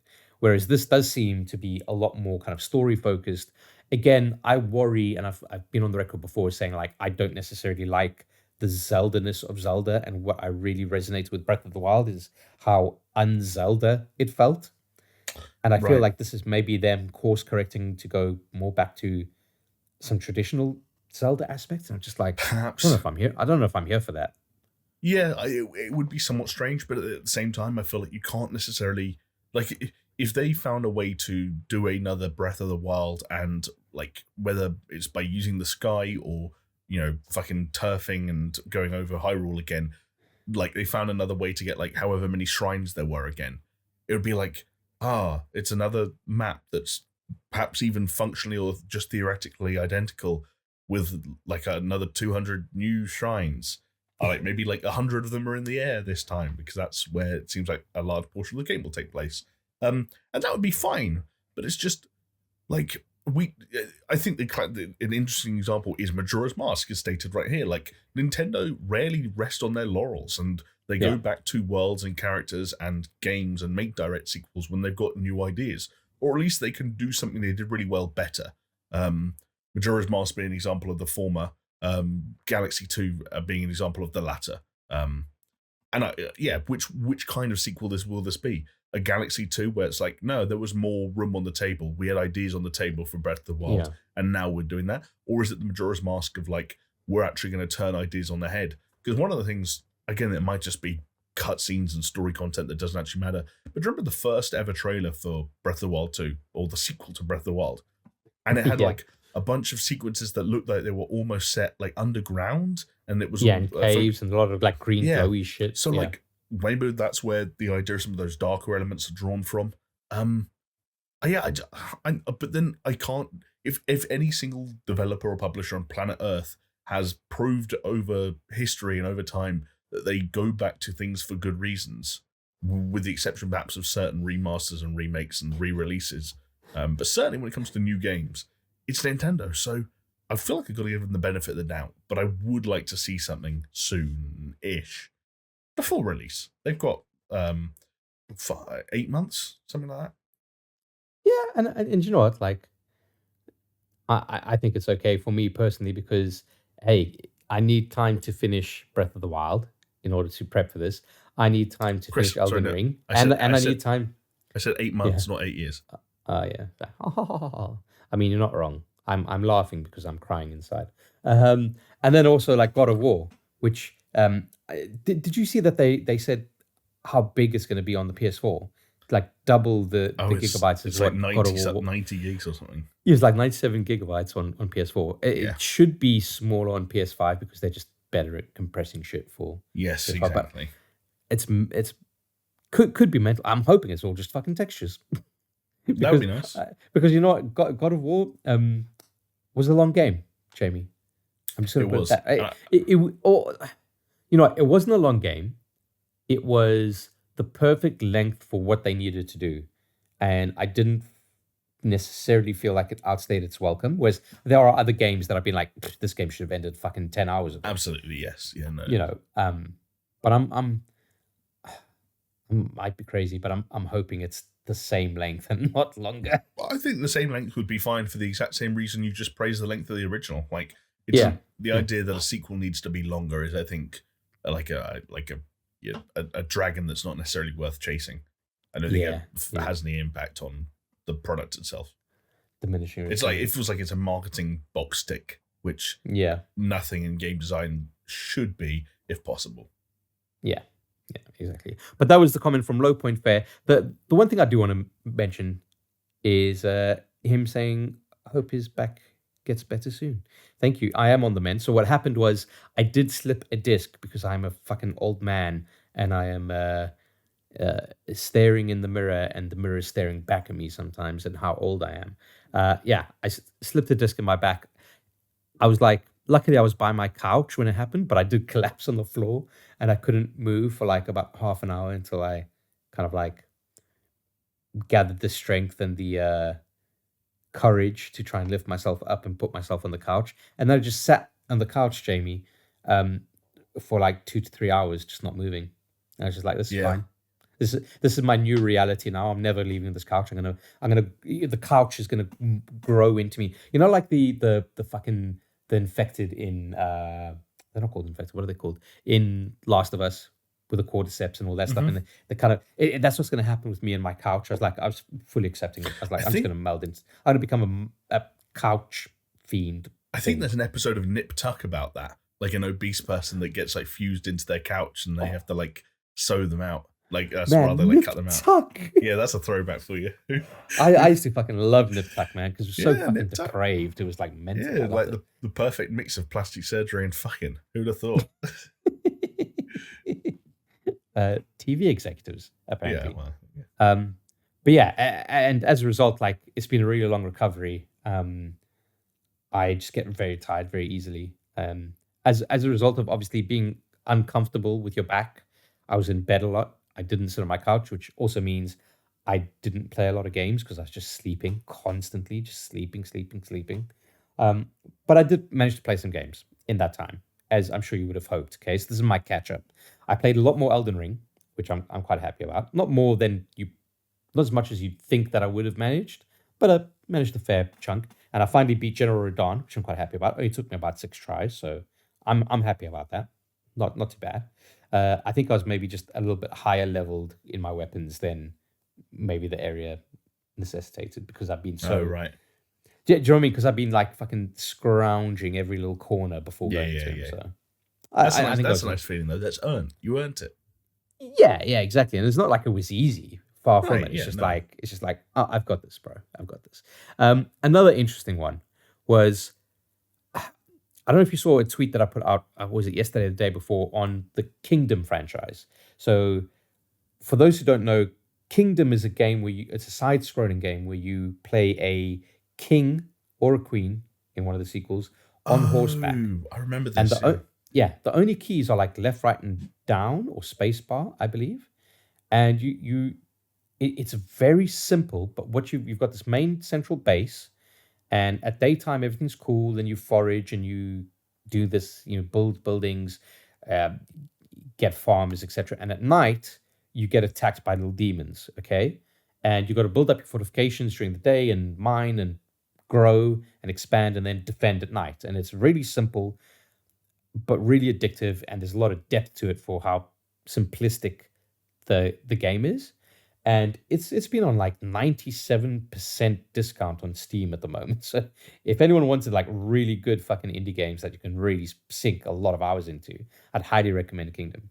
But anyway, I've got Kingdom. I was like, I'm gonna load up my Steam library and I'm gonna play it.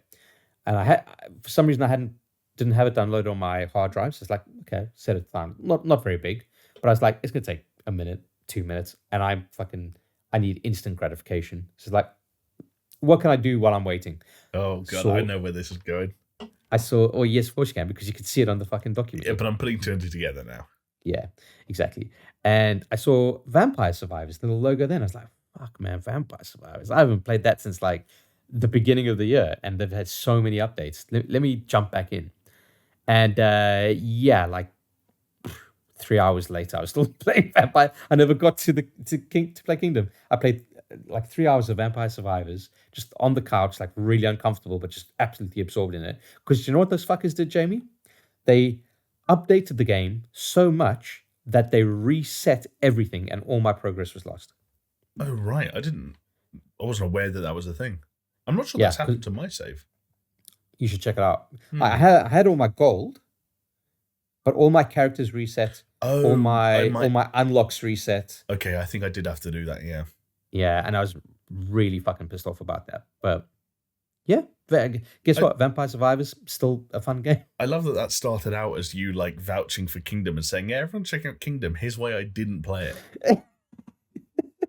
But my point is, I want to play more Kingdom because it's fucking cool, man. And it's like £3 on Steam, and they've got like loads of free DLC. And I was excited to see that they've got a new Kingdom game in development that's based on the 80s. So you play as a kid on a bicycle and like, oh, weird. I guess, yeah, like it does sound weird and it's very far removed from like a regal king and fields and this that. But actually, like it makes perfect sense. The way if you play Kingdom and you understand what they're going for with a kid on a bicycle and I guess that like Stranger Things aesthetic, then you'll understand it. But yeah, and then the only other thing I've got to catch up on, Jamie, is I watched loads of TV shows, loads of movies, as I was wanting to do while I was recovering. But one thing that stood out was my wife had never watched this film, and I saw it when it came out in the cinema, and I loved it. And I was like, when it came out on TV and download, etc., I was like, hey, you need to watch this film because you didn't see it in the cinema, fine, but it's really fucking good.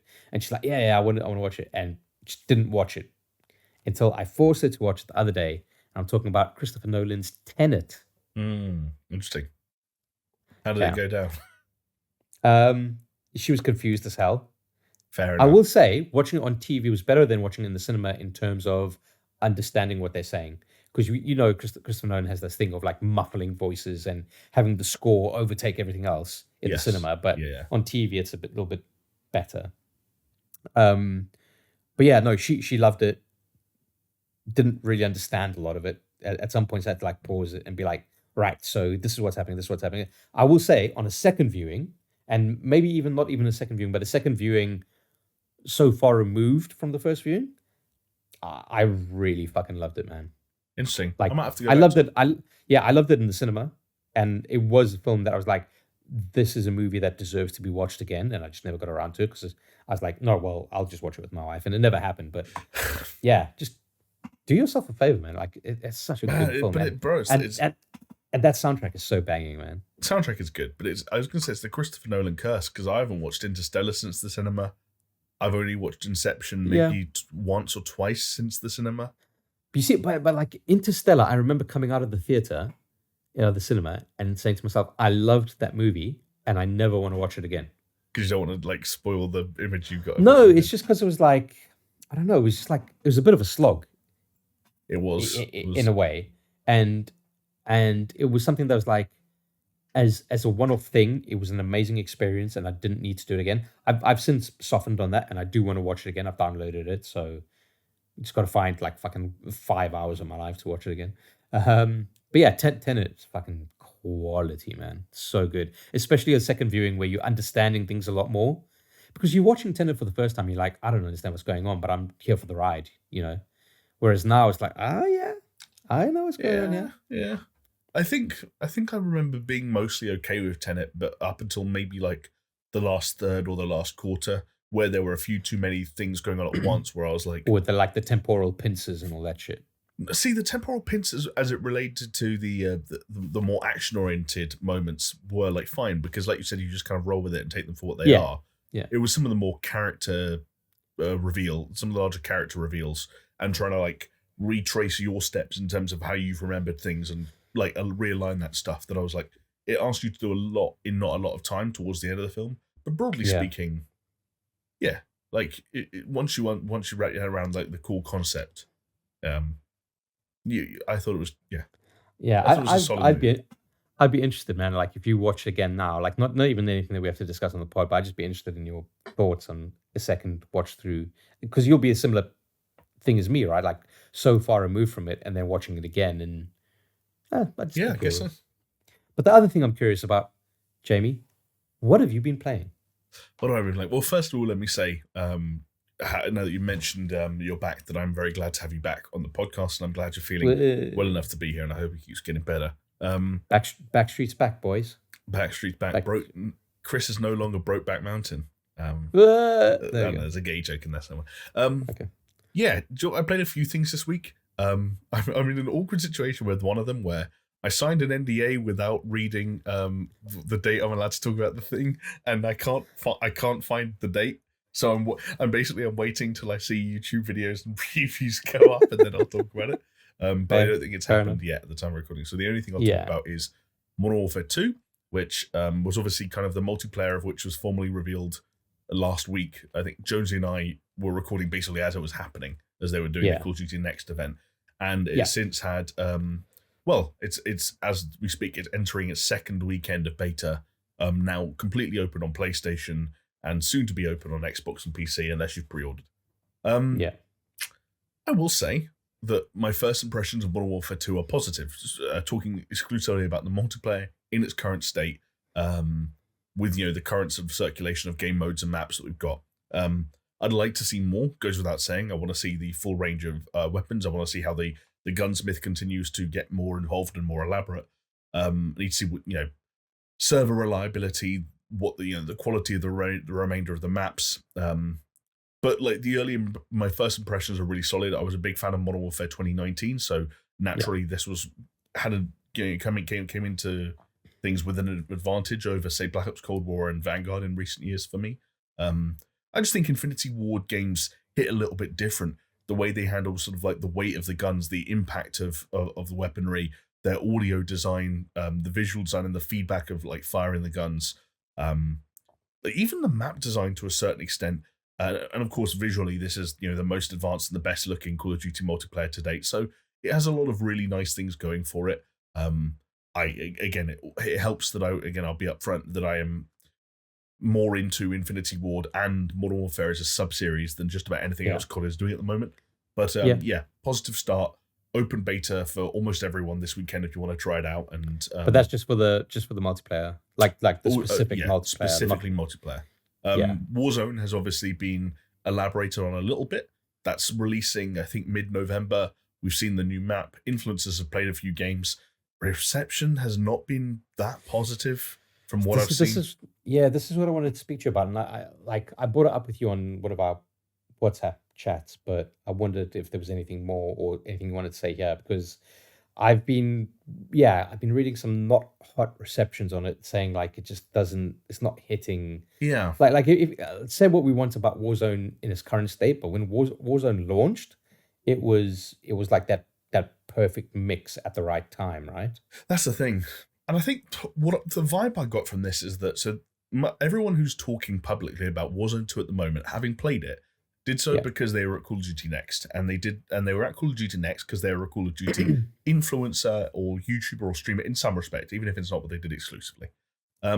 So what we're getting at the moment, and this is true of multiplayer as well, is the feedback from the most hardcore of hardcore and the people who are really into this franchise and this series. Yeah.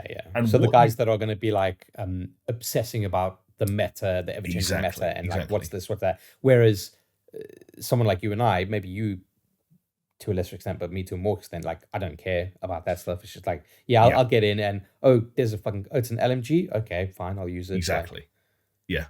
But the thing they might have in common more with you and I though than that element you just picked out is that I think a lot of them are coming into this thinking the problem with Warzone wasn't fundamental issues in terms of its design. It was that it wasn't like supported as well as things like Fortnite appeared to be supported. The way they kind of like adjusted to the way the game was being played, various metas that has emerged, the way that gun unlocks and gun leveling up worked, like the lack of updates to the map, and then of course the way they supported it as other subsequent COD games came out, the disastrous implementation of Black Ops Cold War weaponry, the disastrous launch of the Caldera map, the fact that they regressed in terms of bugginess as the game went forward, as opposed to getting more and more polished over time. Yeah, but like game-breaking bugs, right? Like, exactly. Like really, like fucking releasing a skin that just makes you fucking invisible. All kinds of bullshit like that. And that left a lot of people looking at Warzone 2 and saying, bro, make a next-gen PS5 like launch like application that's like a most well-polished, best-looking version of Warzone with a new that's map. Not 200 gigabytes. Exactly. Just improving all of that shit. Like round off all the corners, sand that shit down and make the best Warzone you can. And Infinity Ward and Activision at large haven't done that. They've made a new game with a lot of different fundamentals to the way armor works, the fact that there are no loadouts in the game, which means that subsequently there are no perks in the game. Apparently, the way the map has been designed, the speed of the game, and the idea to put like more focus on tactical gameplay rather than fast-paced gameplay. A lot of the fundamentals have been changed in a way that some people have interpreted as being too much. That it's changed too much, and they've got away from Warzone too much. Do you think surely it's not as big a jump as COD 4 to Black Ops 4 to Warzone? It seems like it's going to be a middle ground between Blackout and Warzone.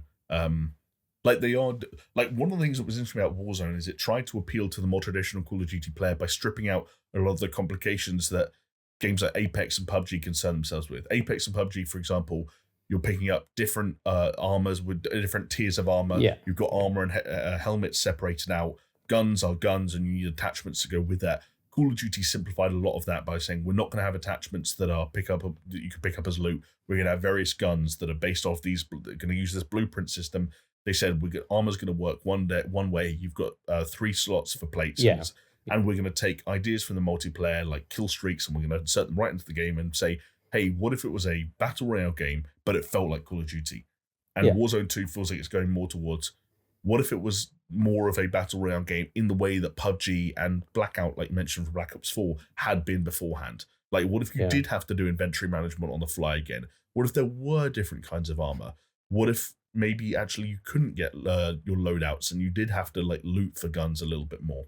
But 150 million people played Warzone, and there are probably about 150 people right now angry about Warzone 2 on Twitter. They just happen to be talking very loudly. So who the fuck knows what will happen? The other thing that I've heard a lot of talk about is that they've confirmed that they're releasing their DMZ mode, I think it's called. Yeah, which I've been hearing is a lot better than a lot of people thought it would be. The accusation that I've heard in more than a few places is that the reason the Warzone 2 map feels weird and the pacing feels wrong is that they made a map for DMZ and are using it for Warzone 2. And give me a refresher on what the DMZ is. DMZ is that which is that the consistent frontline thing? It's basically like Escape from Tarkov is a big deal. Let's make on the basis that like Escape from Tarkov could be the next Fortnite battle royale. Let's make our version of that as soon as we possibly can. Battlefield tried it in 2049. It flopped. That mode I think is already no longer being supported. But it is a infiltration exfiltration mode that is about going into an area of what is the Warzone 2 map. But I presume like looting. I don't really know what the like on the ground gameplay is, but like scavenging and looting and then exfiltrating before you die. And it will be a PvPvE mode. And the Warzone map, as it is in Warzone 2, to be fair, will be populated by AI. And but apparently the AI, again in sort of Escape from Tarkov fashion, will be extremely like advanced and difficult AI. Yeah. So But it's interesting. so you said that the AI is in Warzone as well, Yes, there's AI in Warzone. mate. If I had to play that game and get killed by a fucking AI instead of a player, I'd be so pissed off. Yeah, I don't know. It's weird because I remember Titanfall used to do that quite a lot. They had a game mode called Attrition, which had AI in it. I loved it because it always gave you something to shoot and it made you feel so much more active. But in Warzone, that's not the point. And you're right, a death costs a lot more in Warzone than it did in Titanfall 2, for example. So it's definitely a risk. But from what I understand, they are meant to be relegated to certain areas where, so there are these things called strongholds, and strongholds are areas within the Warzone 2 map that you would choose to go to take on these AI and kill them Right. and secure the higher quality loot within that stronghold. Okay, And a so stronghold it's would be like a risk certain and building. reward. It's Yeah, meant to be that. We'll see if it works. yeah. Which is I kind just of think, the takeaway for all of this. We'll see if it works. yeah, I think it's just to be like really scummy. Who killed you? Let's see the kill cam. Oh, it's fucking AI. Okay, cool. Yeah, Nice. exactly. They've got to be very careful balancing it. Yeah. Too easy, why have it in there? Too hard, why am I dying to this? It's very difficult. Fine, fair enough. But yeah, promising. Early signs, Modern Warfare 2, promising. Yeah, We'll see. yeah. I mean, there's two. The Warzone is going to be the curious thing because obviously you want it to be good because I jump back into a Warzone 2. Yeah. Easy. I mean, Like, hey, it's yeah, going to be free either way, so... Yeah, okay, but I mean, like Warzone is free, but it's like really shit. But like I had a good time with it. I stopped playing it because I just had my fill. But I'm ready for some more, something new. Give me that new, you know. And talking about the new, Jamie, we've been shown what's next coming from Nvidia because they released their GeForce RTX 40 series GPUs. They've revealed them, buddy. It's a reality now. You don't have to worry about not being able to buy a 3090 because now you can buy a 4080 and a 4090 and presumably nothing else for the time being. Because that's how they do it, right? They always release the higher ones first because they're like, hey, people want new shit, so let them pay top fucking dollar. And top dollar we are talking about because the 4080 is, hold on. Yes, there we go. The 3090. No, it is the sorry, 40. 4090. Yeah, the 4090 will cost $1,599. The 4080 will cost $899. That's quite a difference between the two cards. Yeah, and apparently also It's almost like double. Yeah, and apparently also quite a big difference between the size of the cards you get. Like a lot of people pointing out the difference in specs between the 12 gigabyte and 16 gigabyte versions. There's something online that people are getting really pissed off about that I don't understand because I'm not a whiz kid. But well, I know that at least on the 3090, I don't know if it relates to the 4090. I've got to get used to saying that instead of 3090. And the 4080, I don't know if the difference lies there, but one of them, presumably the bigger one, if not both of them, is a triple PCI slot. So it takes up three of the bays on your, like if you look at the back of your PC and it's got the little grills and like that's where you put your HDMI from into the graphics card. It'll take up 3 of those fucking slots. Is that the thing that PC gamers get angry about? I don't even know. It depends on the motherboard because it might just block off other shit. I don't know. It's annoying for sure. Okay. But then again, the other thing, Jamie, cost of living is going up, and electricity, especially here in the UK, really fucking expensive, and the power units that you need for these things are absolutely astronomical. So. Yeah. It's not just going to cost you $1,599 to say that much. No. There's more than just the upfront cost at play here. But it does mean like it's going to be another year, as the 30 series ended up being, of just being reminded constantly that you're no longer on the cutting edge. Like I think I had a collective like 9 months having one of the latest series of Nvidia GPUs. And now like this is me falling another generation behind. I have to look at those stupid screenshots of them showing, how high frame rates will get when you're using DLSS 3 on games. Yeah. In some cases, I'm either actively playing or look to play in the future. It does kind of feel like the underhand tactic that Nvidia are great at using is just making you feel insignificant when it comes to your current setup. But to be fair to them, it's been a long time since the release of the 30 series, right? Whereas if you look at what Apple does with their chips, they're like, oh yeah, there's a refresh each year. Go Yeah, fuck exactly. yourself. Give us money. New thing So each year, it could be same price. worse. Yeah, exactly. It could always be worse. You know. But yeah, I'm always excited, even though like fucking hell, like other than my work laptop, like my personal laptop, still rocking that Alienware 13 with the 1060 inside of it. Like it's still going strong. Yeah, You know, and that's the thing. I'm not pumping everything up to ultra graphics and whatever. And as years go by, I've got to drop it down and down and down on the new releases just to get those good frame rates. But do you have a lower limit? Like, do you have a point at which, like, when medium starts to chug, is that where you go, okay? Dude, before I got this Alienware, I had my Alienware M14X with a GTX 555M, and I remember I was playing The Division at like 20 frames, 20 FPS, and I was like, this is fine. It's not great, but I'm playing The Division. Just play it on console at that point, surely. I didn't have a PS4 at that stage. Oh, fair enough. Yeah, but like, there is definitely a point where at some point it chugs and it's like, it's not worth it. But hey, I've got my PS4, I've got my Switch, I've got plenty of games that run just fine on that laptop that I have not finished.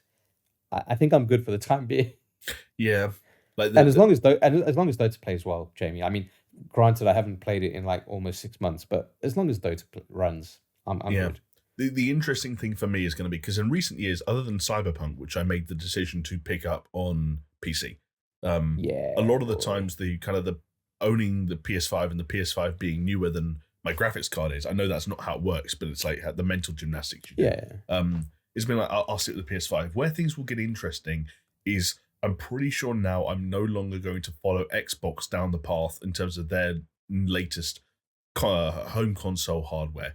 So when the Game Pass dream sort of continues to pay off and some of the big titles on the horizon come out, like Starfield, for example, and I'm essentially committed to having no choice but to play that on PC because of Game Pass and not owning a Series X, that's when it's like, what does Starfield look like on my current rig, and is that acceptable? And like, if we flash forward another year, if we're then talking about Fable, and Fable like doesn't look right on a fucking 2080 Super, then that's when I have to crack this bad boy open, I think, depending on where you're at by then. You know what? I think you'll be surprised, because especially like, don't look at my kind of like journey with gaming laptops. Gaming desktops are completely different kettle of fish. They last way longer. Like the thing is, which is what you did, if you go in and you buy like top of the line new, that shit will last you a long time, dude. It's comfortable for now. I'm just conscious of the future. Like, look, Fable's going to come out. You're not going to want to run it at 4K Ultra, HDR, etc. But like, no, it'll be fine. But I might want to run it at 1440p Ultra and still get at least 60, and I probably won't be able to. No, I definitely won't be able to. I think you would. I don't think I will. I can't do that at the moment with some games. Okay, but like depending Flight on Simulator, you can't do it on Flight Simulator. Fine. Yeah, and it also depends on ray tracing basically. Yeah, the ray tracing is the killer, and I think this is what's so interesting about all the stuff that they've been showing off this new 40 series card, right? Where it's like they show you a 3090, 3080, whatever it is, the previous gen, and they're like, oh yeah, this is the frame rate you get with RTX off. It's like ultra settings RTX off, and you're like, okay, fine. And they're like, this is the new one, and this is RTX on with DLSS 3 enabled, and it's like triple the fucking frame rate. It's crazy. Like with RTX on, it's madness. And it's using games like we mentioned, Flight Simulator and Cyberpunk as examples, and if you crunch those up all the way with RTX and Ultra, those are taxing games. Yeah, it's mental. Honestly, it's absolutely insane. But the one thing that was really fucking lovely about this is we got an announcement of a remaster, Jamie. I don't want to get into the menu. I hate the words we're going to have to use for all this shit, but okay, we'll call it a remaster for now. Yeah, Nvidia get a remaster. No, Nvidia have this thing where, it's not a remaster. No, it is a remaster. It's not a remake. The word that's popping up a lot, and not just when it comes to the technology that's used to make it, but is remix. Yeah. Which, like, the idea, we got into such a big fight over The Last of Us, remaster versus remake. If we have a third R in there, Chris, I'm going to slip. I'm going to punch my own ticket. I mean, it is starting to sound a little bit like like Square Enix's naming conventions for Kingdom Hearts. Like, remaster, remix, downward drop, Jizz edition. Yeah, no, absolutely. Portal RTX remix, Dream Drop Distance 2.5. Exactly. But yeah, Portal, in a nice surprise drop, has been given the RTX treatment. Now, in previous iterations, they had, what was it? Quake 2? They had an RTX version of it. I've got it on, I went to a promotional thing for it, and they gave me a CD with Quake 2 RTX on it, which was quite nice. It's like an old throwback with like an old school kind of like cover and everything. Got that knocking about somewhere. Might be worth something. But yeah, like, fucking Portal is an amazing game.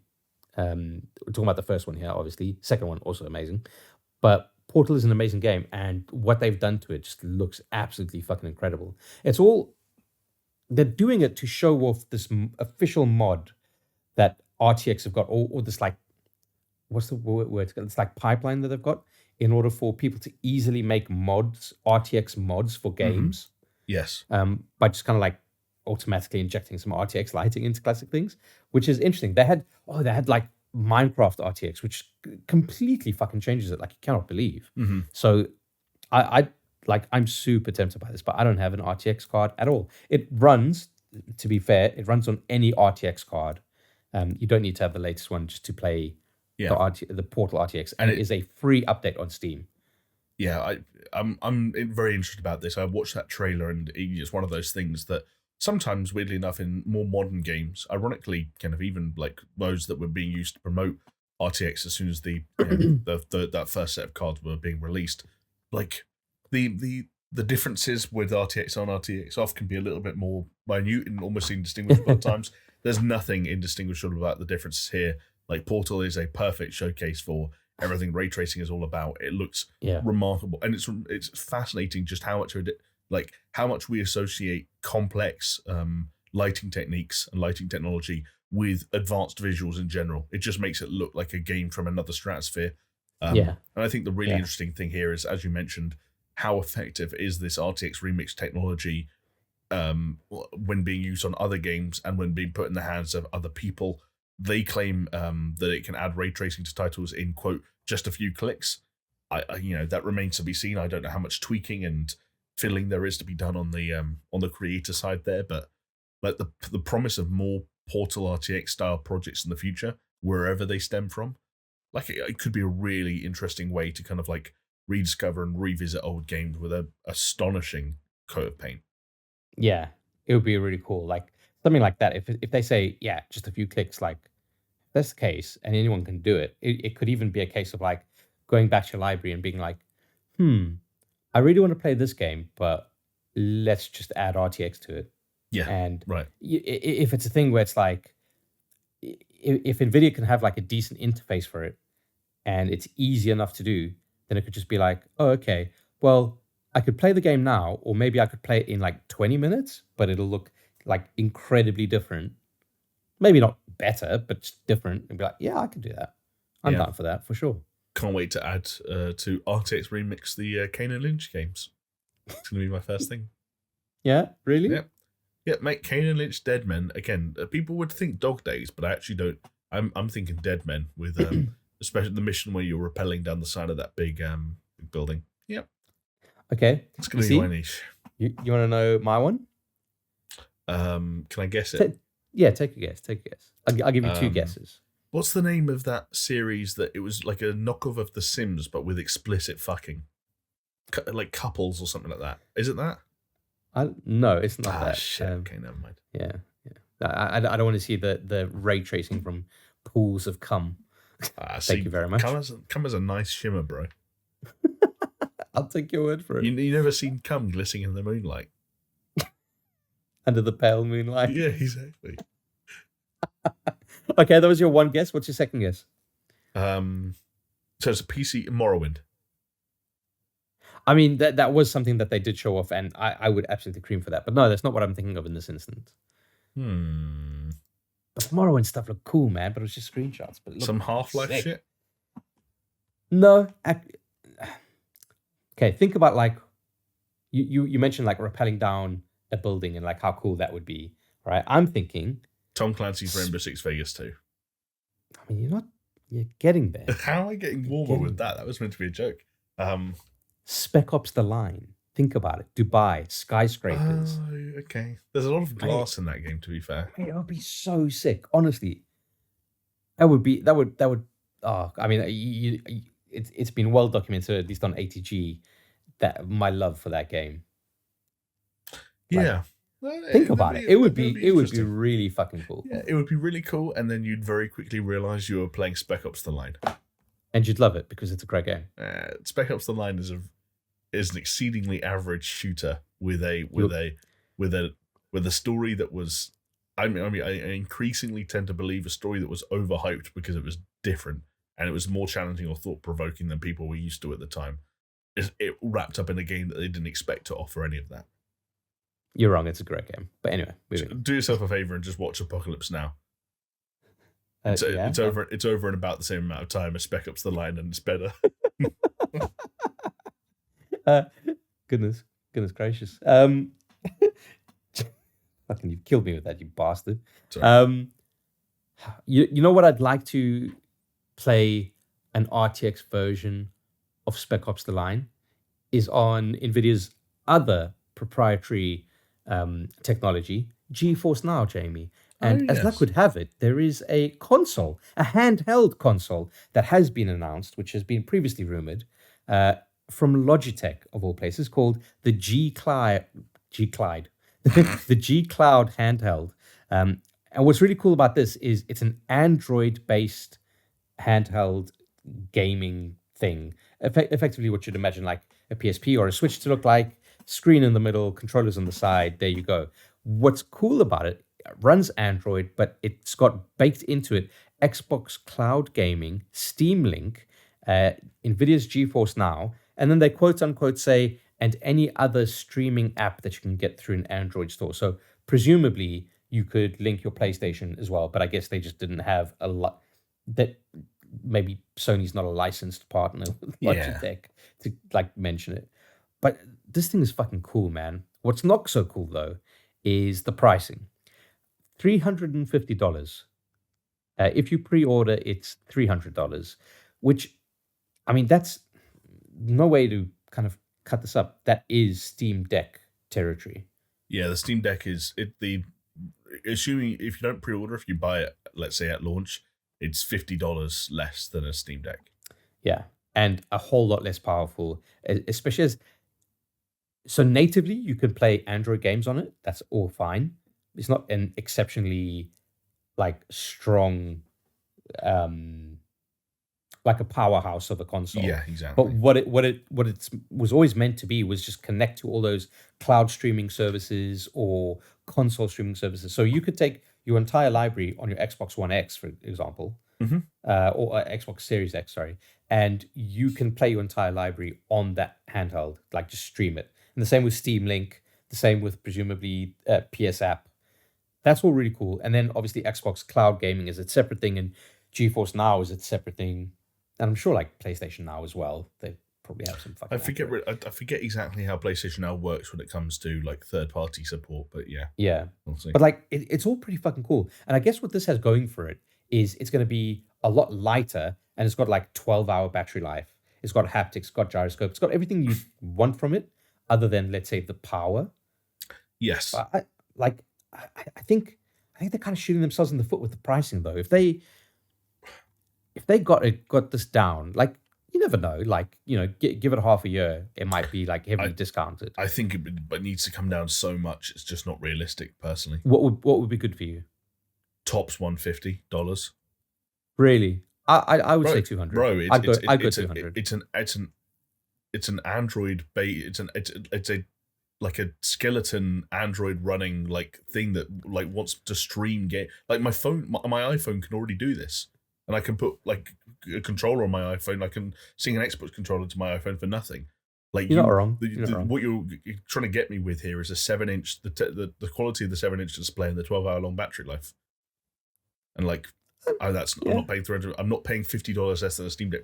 Like, I'll be honest. Yeah, there's nothing about this that does anything for me. I'm not interested in a kind of cloud forward, and not even cloud forward. Almost. I know you mentioned Android apps, Android games. Fine. Yeah. But this, for me, in terms of real gaming, it's for cloud. Yeah. It's for cloud, and I have no interest in that yet. I know that technology is getting better and better with time. I know the libraries are getting more and more accessible with time. But I personally am not interested at sitting at home with a handheld device in my lap, hoping my Wi-Fi is good enough that I can stream Halo Infinite. I'm not interested in paying $350 for it. Plus service fees, because saying it's a cloud. See, this is maybe what they should have done, is they should have just included all the service fees in it.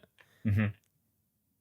Yeah, I think that would have made it a lot more attractive package. Look, I like it. There's nothing in this for me, personally. I like it, but then again, like I always consider myself like an early adopter, and I just get excited by like just different technologies. Anyway, but like, don't get me wrong. Like I've got a fucking Switch that I've hardly fucking switched on for half a year, and every time I want to switch it on, it's so drained the battery. It needs to charge for 5 days. Yeah. So don't get me wrong. Like I'm not getting this. This is the kind. But I just like it. Also, I like this is the idea. kind of device where like to get like reliable enough and fast enough connections to play these games via the cloud, you're gonna want to be. It's gonna have to be like at home, right? Just just play the game. Yeah, you're not gonna be doing it on the tube. Yeah, like why? Like I'm gonna. It's the classic thing I've talked about with every other handheld. Am I really gonna be sat where I'm sat right now? I've got the Steam app and the Xbox app like native in front of me right now. I've got a PS5 and an Xbox over there.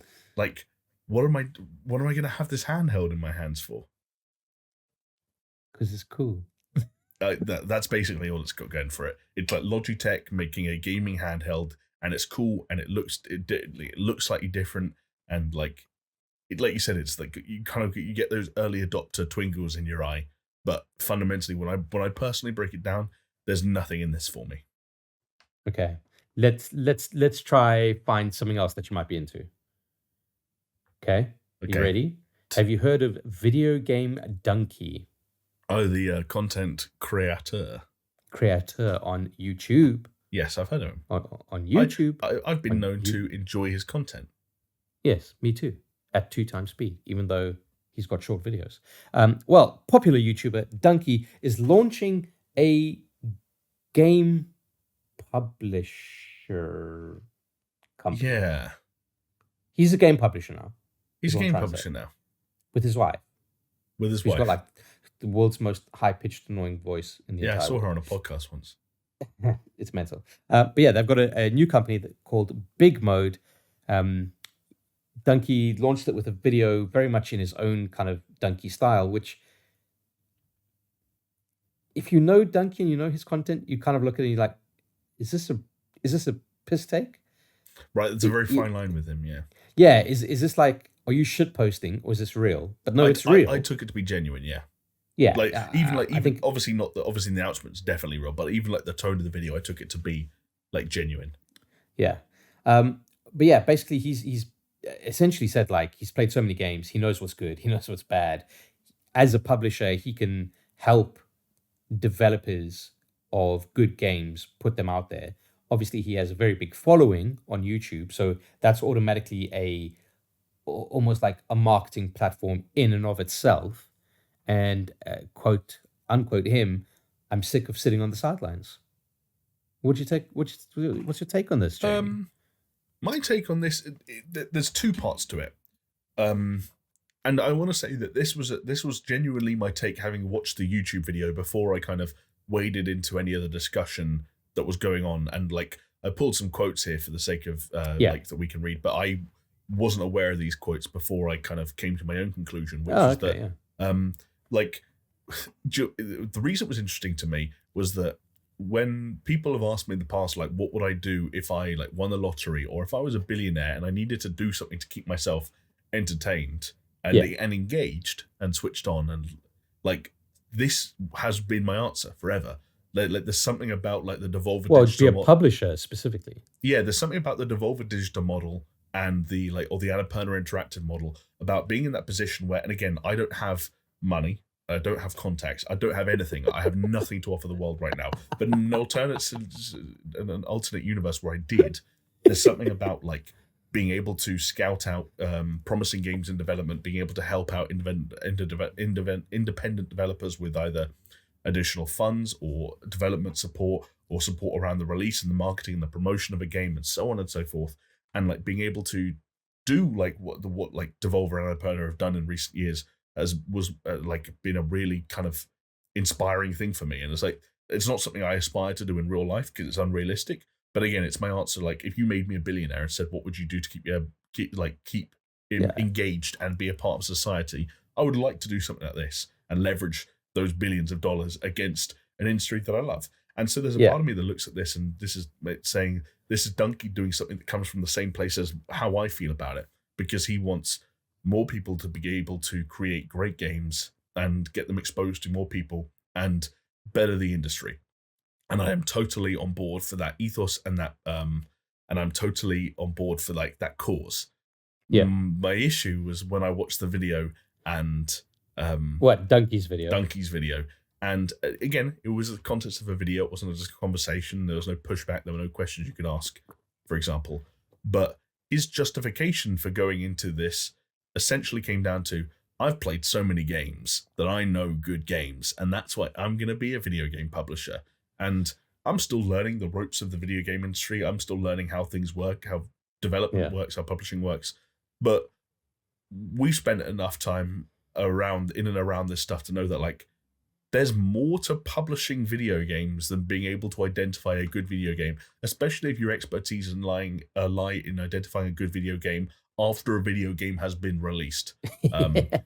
My concern here is that in spite of all the best intentions, that there is a huge gulf between, and I'm sure he's talked to people, and I'm sure like he is as clued up as he can be going into this, but I'm still concerned that there would be a gulf between Dunkey's like dream and his vision for this and the reality of developing and publishing video games.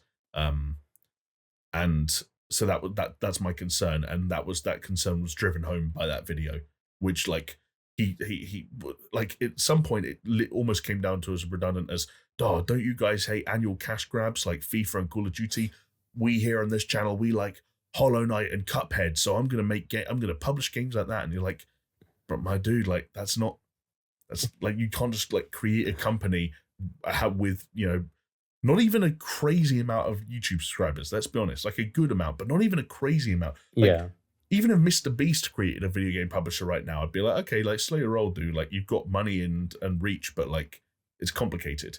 Dunkey's an even scarier prospect in that regard. And so yeah, I was worried that best intentions will clash tete-a-tete with the reality of the games industry. Yeah. It was kind of, so in his video, he's like, let me pull up this quote here. Hold on. So he says, I've been on YouTube for 11 years now. One of the core themes of my channel has always been to slam dunk soulless cash grabs into the garbage can and lift up and praise the truly inspired works of art in this medium. But as he said that, and he's showing thumbnails and the titles of videos that he's covered, talking about like works of art in this medium. And the thing is, like, he's showing like, oh yeah, here's Hollow Knight, here's Untitled Goose Game, here's, I can't remember what the other one, but the effective thing was like, here are these games that I'm saying are a work of art in the medium. And at the same time, I'm watching them like, yeah, but so did every other fucking YouTuber at the same time. Exactly. Like, it's not that you're coming here with a unique perspective on what makes a good video game. You're saying, yes, this video game is good because you might truly believe it, sure, but so is everyone else. Like, there's nothing unique about this. And like, I hate to break it like to Dunkey, but like identifying a good video game after it's been released is very different to identifying a good video game like 6 months into development. Going back to what we were saying earlier.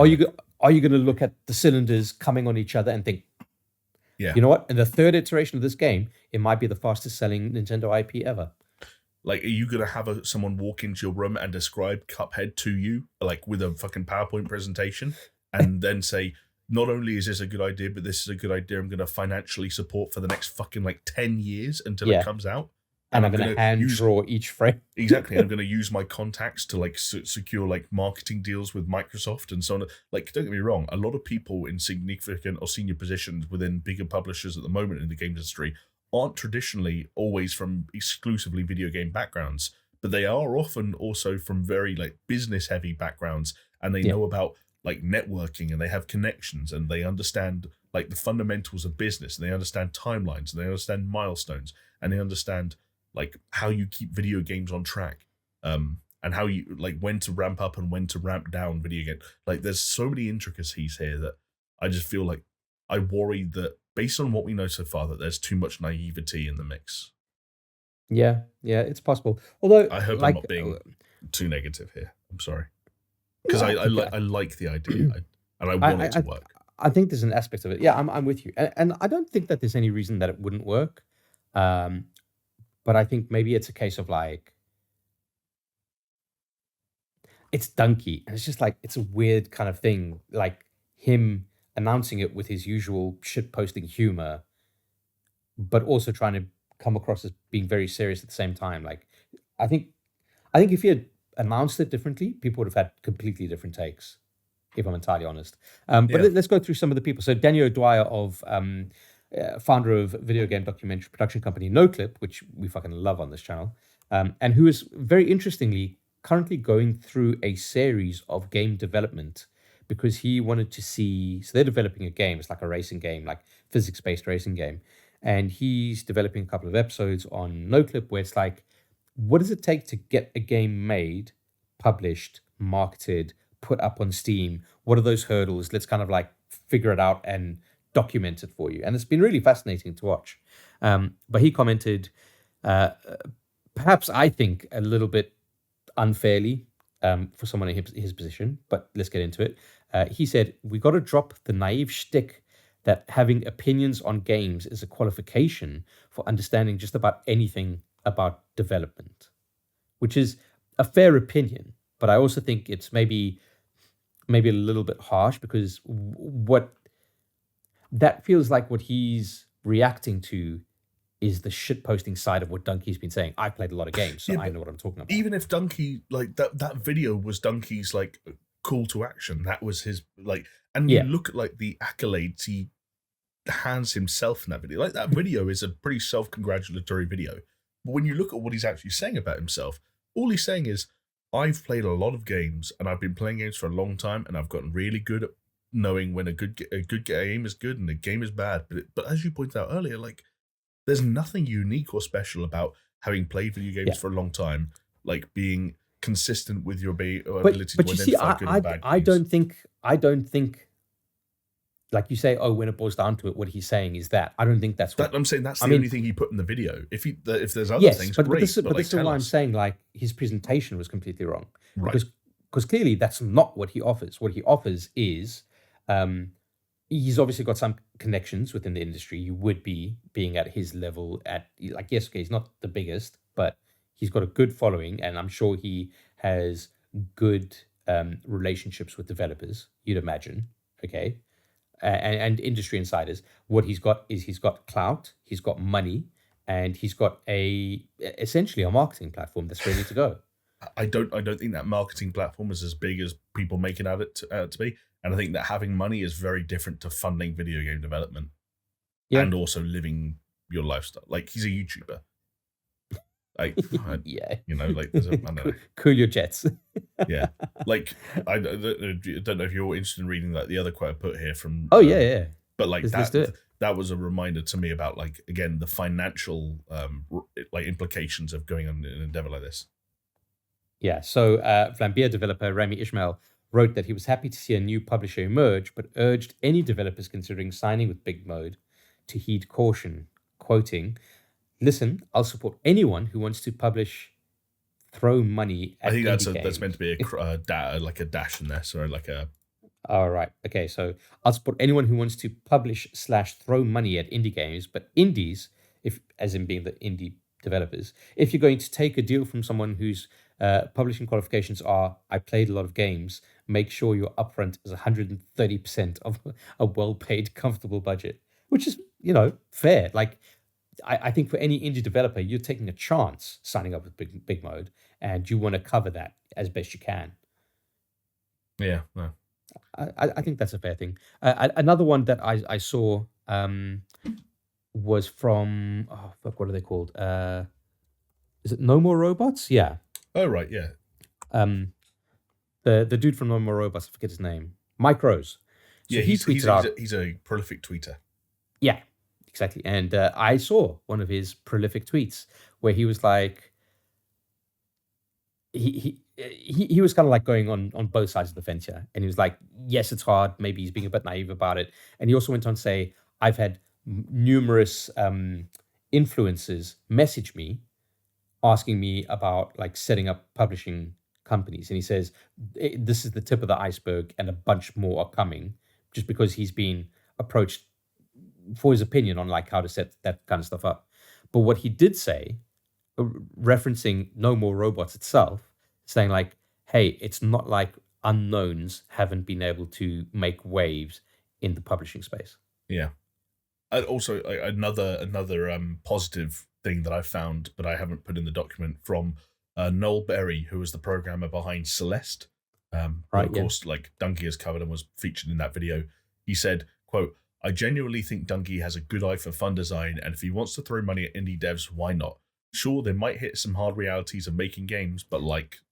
that's how you learn. Can I tell you what was just fucking occurred to me? If you were a indie publisher and you sign up with Big Mode and you have to deal with Dunkey, are you dealing with Dunkey or are you dealing with the person behind Dunkey? Because if you're dealing with Dunkey and it's like he's just shit posting the whole fucking time, you're like, I don't know what I'm meant to take from this.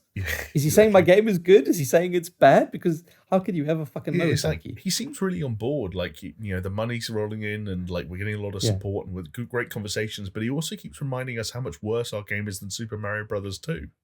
Yeah, yeah, and he keeps on comparing it to Balan Wonderland. Exactly. Yeah. Jason Gastro, by the way, is his real name. I learnt that because of this. Gastro. Yeah, with a W at the end, but still Gastro. Gastroenteritis. I like it. Yeah. He should have called it gastrointestinal, but with the W in there. I like it. Just an idea. Oh god. Oh man. Yeah. It's fascinating, but like you said, like it's not like I haven't thought of that. I think I'd probably be less interested in publisher and more developer if it's like, hey, hit the lotto, like make your own fucking game. But again, that's like fucking a dime a dozen. Do you think there would have been as much pushback? Probably not, right? Like if Dunkey's just like, I've played 1 million games, I know what a good game is. I'm gonna develop a game, or I'm gonna pay someone to develop a game for me. Yeah, like, I think that's an inherently creative endeavor that's seeded within an idea, and it would be the same if Dunkey came out and said, I'm writing a book, or I'm writing a screenplay, or I'm making an album. You'd be like, this is someone who's got a voice. Whereas, because you're right, this publishes more business. Yeah, this is more like saying, I have got the knowledge and the expertise and the know-how, the connections, the funding, and so on and so forth to find the next Hollow Knight and ensure it gets made and seen and exposed and, you know, platformed and so on and so forth. Like that's a big undertaking, and like I said, fair play to him for backing himself on that. And I really hope that lots of great games see the light of day because of the work he does. But I do have concerns. It would be unfair of me to not voice them. But at the same time, I only hope for the best for all involved. Prove us wrong, Dunkey. Exactly that. Yeah. What happens? He develops a game and it comes out, and then he does a shit post video on it. Right, like what? Like, because it's also funny, like creating a publisher on the back of a platform of like, look how good I am at noticing good games. You better fucking watch your back the first time you release a bad one, because again, like I mentioned, like Devolver and Annapurna and Humble or whoever it is, like bad games will come out. Like there will be games that come out that just don't register, that don't land, that don't sell, and that just are bad, and that's just the way it went. And like you gotta be careful, because if his first game isn't like fucking that first one's got to be a banger. It's got to be like the next Fez or something. Yeah, exactly. If it's something, I don't want to speculate, but it's gonna be good. All right. Otherwise, Jeez. the parodies will be thick and fast. Well, I've been playing Jamie, games for 10 years, and I know exactly what a good video game looks like. listen, as soon as the Dunkey voice comes out, that's where we end the podcast. Okay, that's fair. That's the unwritten rule. Okay, so yeah, we're gonna end it there. But hey, I hope you've had as good a time as we have on this romantic evening, an audience with the SuperShow boys, 2/3 of them at least. But yeah, I hope you had a good time. Thank you so much for watching if you're watching on YouTube, listening if you're listening on a podcasting platform of your choice, experiencing it if you're experiencing it on paisleyradio.com. And hey, we'll see you next time, hopefully with a full house. See ya. Bye.